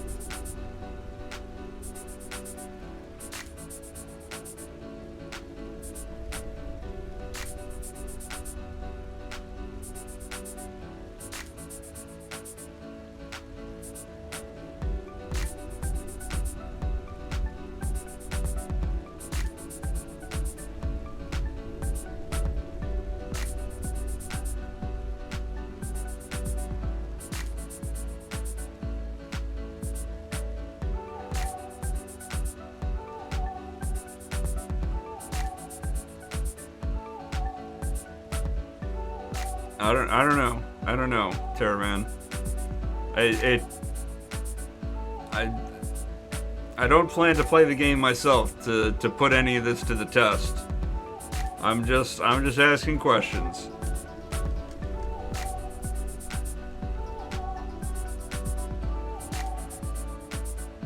Ah, okay.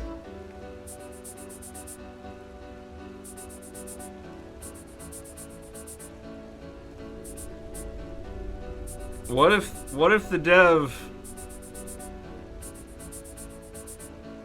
like, this has to be like an automated email thing then?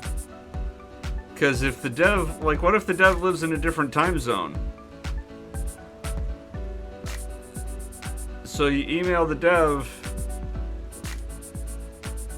and then you go to bed, and the dev sees it at like 3 a.m. your time, and sends you a code, and then you wake up the next day, and it's like, oh, the code doesn't work anymore. I know I'm thinking too hard about it, but I don't have anything else to do. Like, I'm grinding levels. This shit, grinding levels doesn't take thought. I need to put my thought into the discussion that we're having.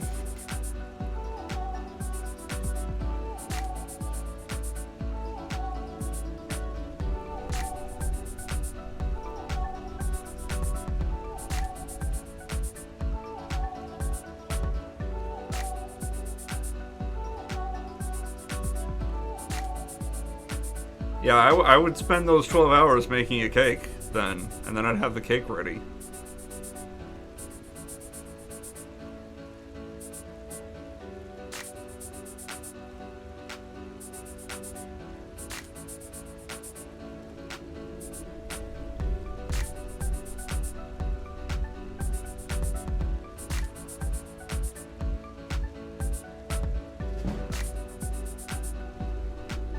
Also, I feel obligated to ask, does this visual novel have pornography in it?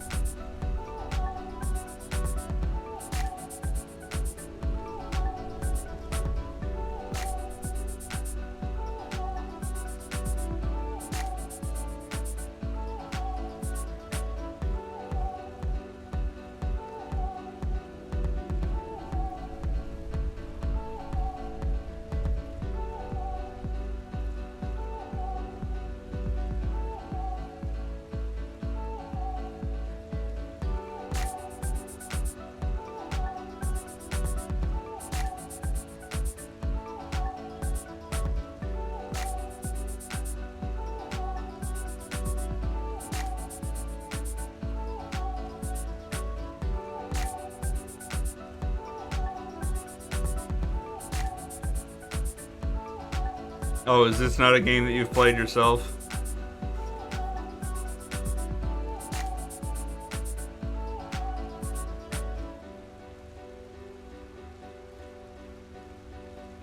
Well, I'm no expert on the visual novel scene, having barely played any.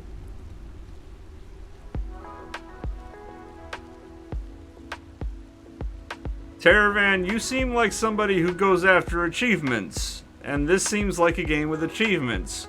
So, maybe? I don't know.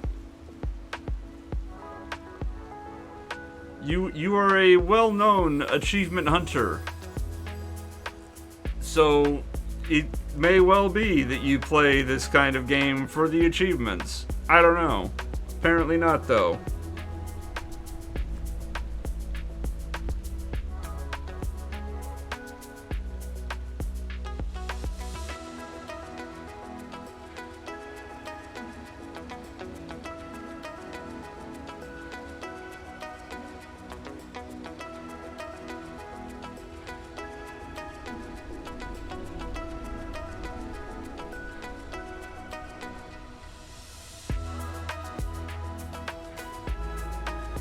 Yeah, that seems like a pretty toxic Steam guide. But then, not the most toxic Steam guide I've ever seen.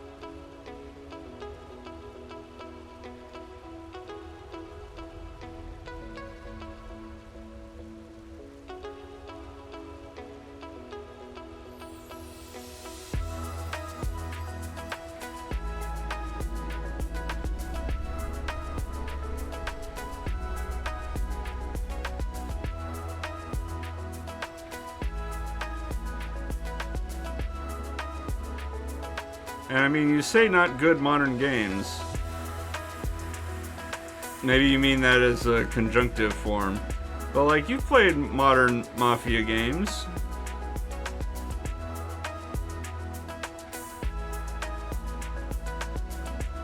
I'm grinding in Skyrim by auto-running into this wall. Let me turn it off for a second. I'm in Helgen Cave, where there's a bear that you're supposed to either sneak attack with an arrow or sneak past, as, you know, the tutorial. And instead, I'm auto-running against this wall while sneaking to grind up my sneak.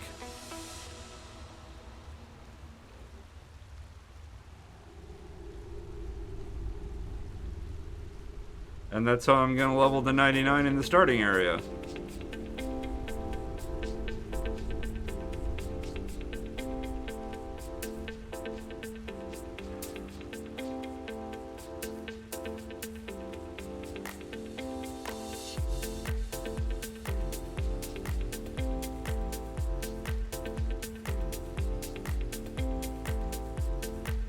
So Terravan, there's a game that I recently played called The Centennial Case, a Shijima Story. And it's an FMV murder mystery game. And I'm gonna make a Let's Play of it. That's my plan anyway. But it's pretty easy to get all the achievements in this game. And also, assuming that you turn on, you know, English subtitles and the Japanese voice dub, it's probably a perfectly fine story, along with mostly perfectly fine gameplay. I am choosing to play the English dub because it's hilariously bad. So I'm getting the hilariously bad English dub with the mostly good gameplay. And I think that will be maximum entertainment value for a Let's Play.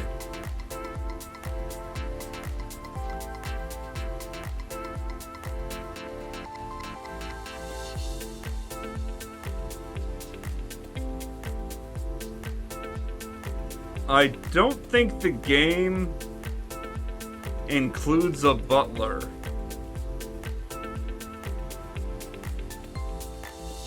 There are like various time periods that the game crosses, hence Centennial Case. It is events spanning 100 years. Which sounds like it's going to be like, oh, feudal Japan. And then you realize that 100 years ago was 1922. So you have, you know, some people wearing kimonos next to a woman in like the 1920s flapper style outfit. And it's really, you really remember how weird the 20s were.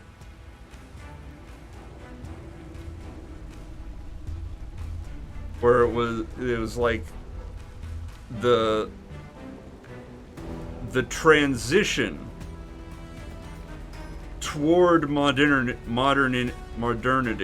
I can't say words. Modernity is the word I wanted.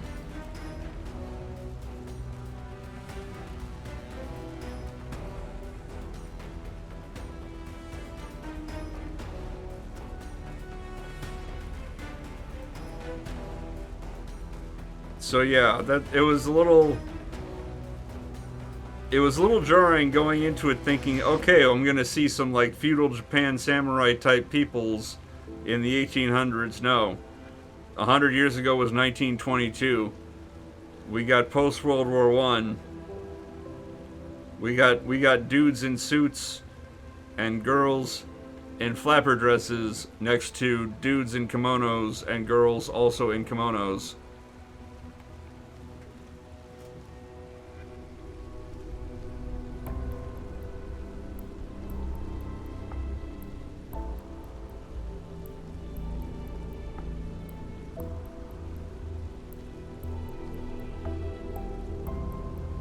I forget where I was going with this. I got distracted by 1922. But the point is, Right. I don't remember any butlers in any of the scenarios. There's like a housekeeper in one part of the story, but it's a she, and she's like middle-aged, 50s, something like that.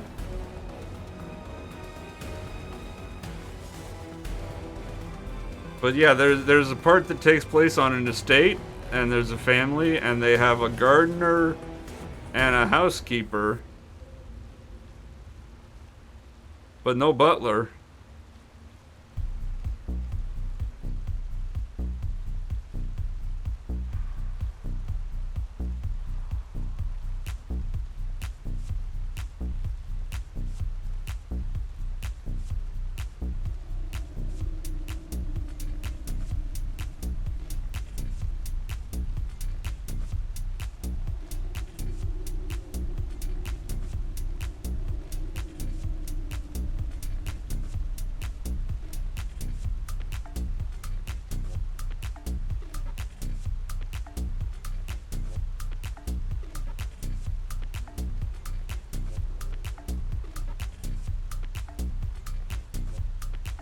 But yeah, aside from one chapter of the game, it's a fun, competent murder mystery FMV game with a hilariously bad English dub, and I'm assuming a competent Japanese dub. And I'm hoping that it makes for a good Let's Play. And Monday I'm gonna see about recording footage, because I gotta record the whole game now. And then I just gotta pester Dan and Grace to do co-commentary with me.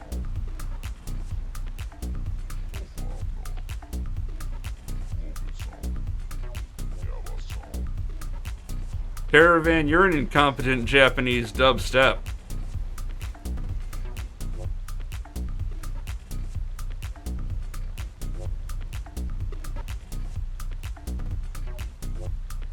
You're like a Japanese Skrillex, or Skillrex, or however the fuck he pronounces his name.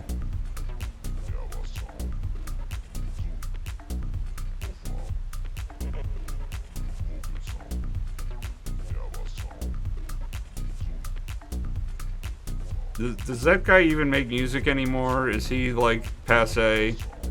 I mean, I never thought of as being good in the first place, but like, is he still a thing? I don't know. I don't know music.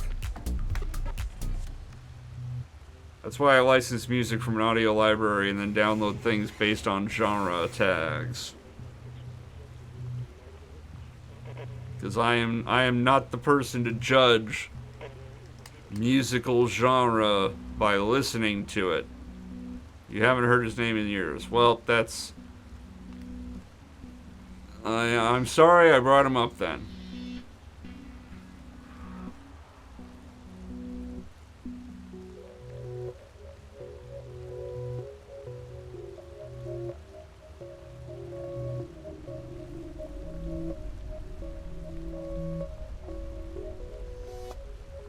I just remember the Saints Row 3, was it 3 or 4? That had that stupid dubstep gun. I want to say it was 4. But Saints Row 3 or 4 had a stupid dubstep gun. And that was the thing. Mumbina, welcome. I'm dying because we're all dying. That's the human condition. Time is an inevitable march toward our own grave. Like, I don't know what this question is.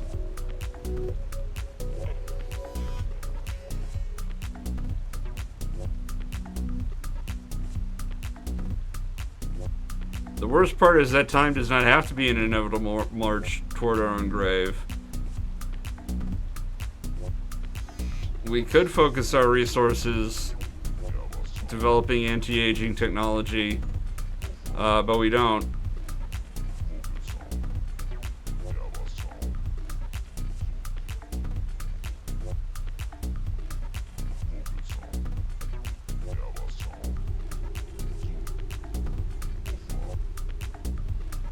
I hated the dubstep gun because it didn't fire properly. It was that thing where it didn't actually fire a damaging effect until the beat hit, and the beat was not regular.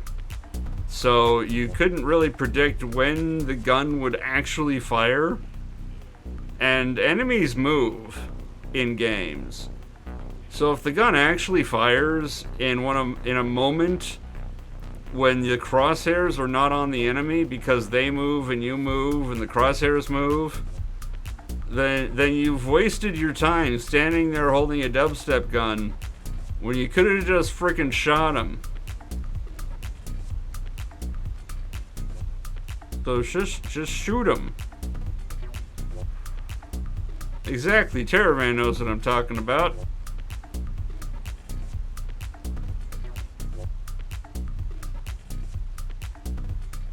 So the dubstep gun is bad.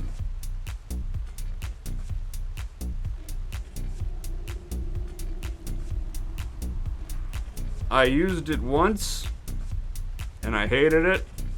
And then I found out you could modify it into being a polka gun.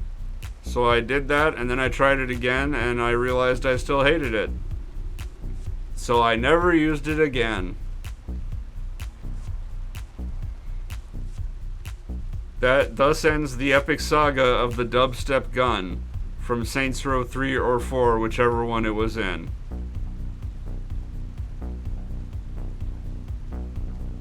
I'm sorry to hear that, Mambina. I liked Saints Row. I enjoy those games. I just didn't enjoy that weapon.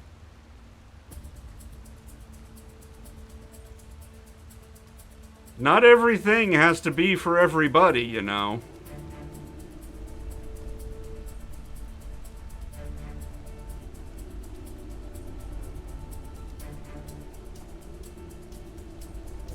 If you try to make a thing for everybody, it's gonna not be good.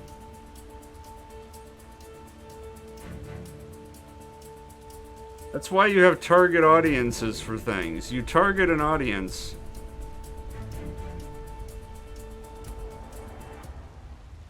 And you make a thing for that audience that audience is gonna like. And you hope that it's good enough, one, to please that audience, and two, to bring in people from maybe outside that audience on the periphery.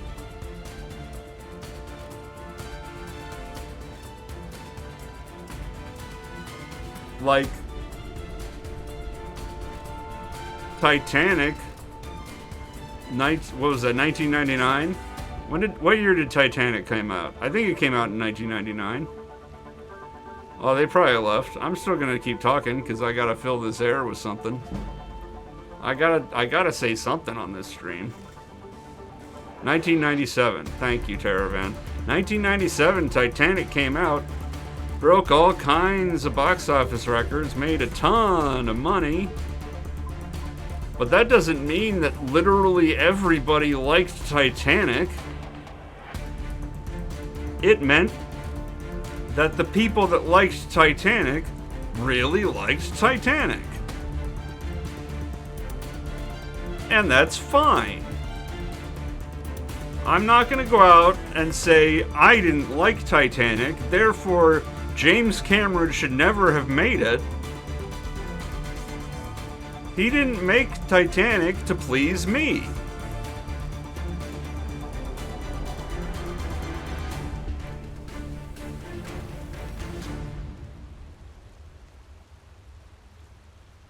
I'm so sorry that you had VHS tapes in 1997 when most of the world was transitioning to DVDs.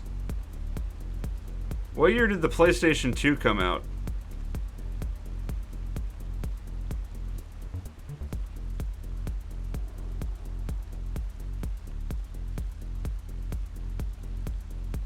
What, weren't there DVDs in night? Maybe I'm messing up my years completely.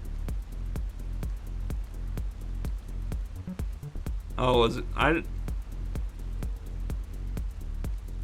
don't remember Titanic on VHS. I only remember Titanic on DVD.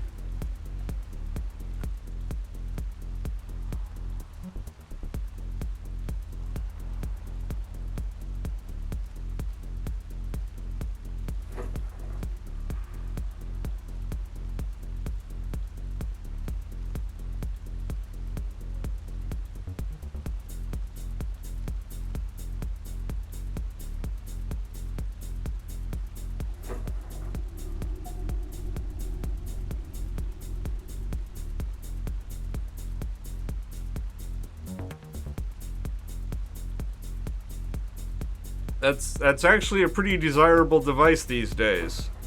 It's hard to find devices that play VHS tapes and still have digital signal connectors.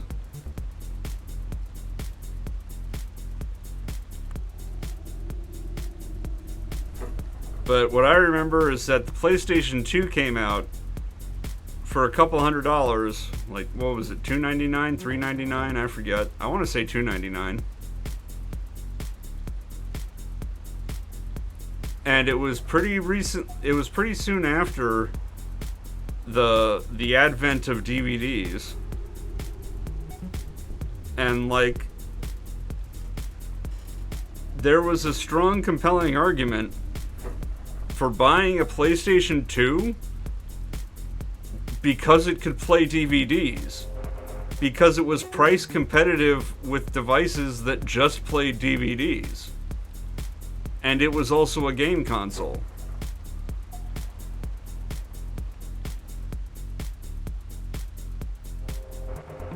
That was a really early second fight. I'm not sure I'm gonna get off this screen without a half fight. That'll make me sad inside. Yeah, a lot of people bought PS3 for the Blu-ray, but that was in the war between Blu-ray and HD DVD. I'm pretty sure the Xbox 360 was HD DVD and not a Blu-ray player.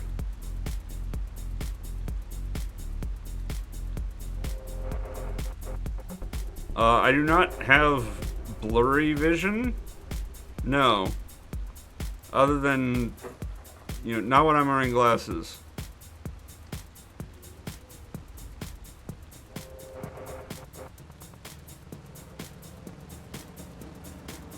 Let me get off this screen without a fight. Oh, thank goodness.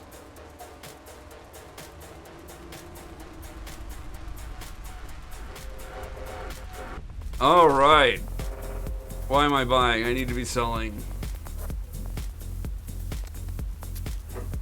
So that's about gonna do it for this stream. We managed to end on a nice round 100 number on our fight counter, even though it may or may not be accurate. We ended on a round number, and I like that. And also, it's been a while, and my head hurts. And that's why we're gonna end things now. And for those of you watching on YouTube, today's secret word of the day is Betamax. I technically gave you the secret word at the start of the stream. Post Betamax in the comments so I know that you made it to the end of this video. Yeah, Terravan, you were here for it, but the table topic was, what's your first memory of watching Star Wars? And my first, cogent memory of it was watching Return of the Jedi on Betamax at a relative's house. Well, Terravan, I know that you watched the stream, but yes, you could just post Betamax when I upload, except you don't know without watching which episode this is, because there's no number on the stream, but there is a number on YouTube, and also it's delayed. So good luck with that. You're gonna have to watch it anyway. And that's how we pulled one over on Terravan, I guess. Not really, but it's also how we're ending this episode. So thank you all very much for watching, and until next time, take care.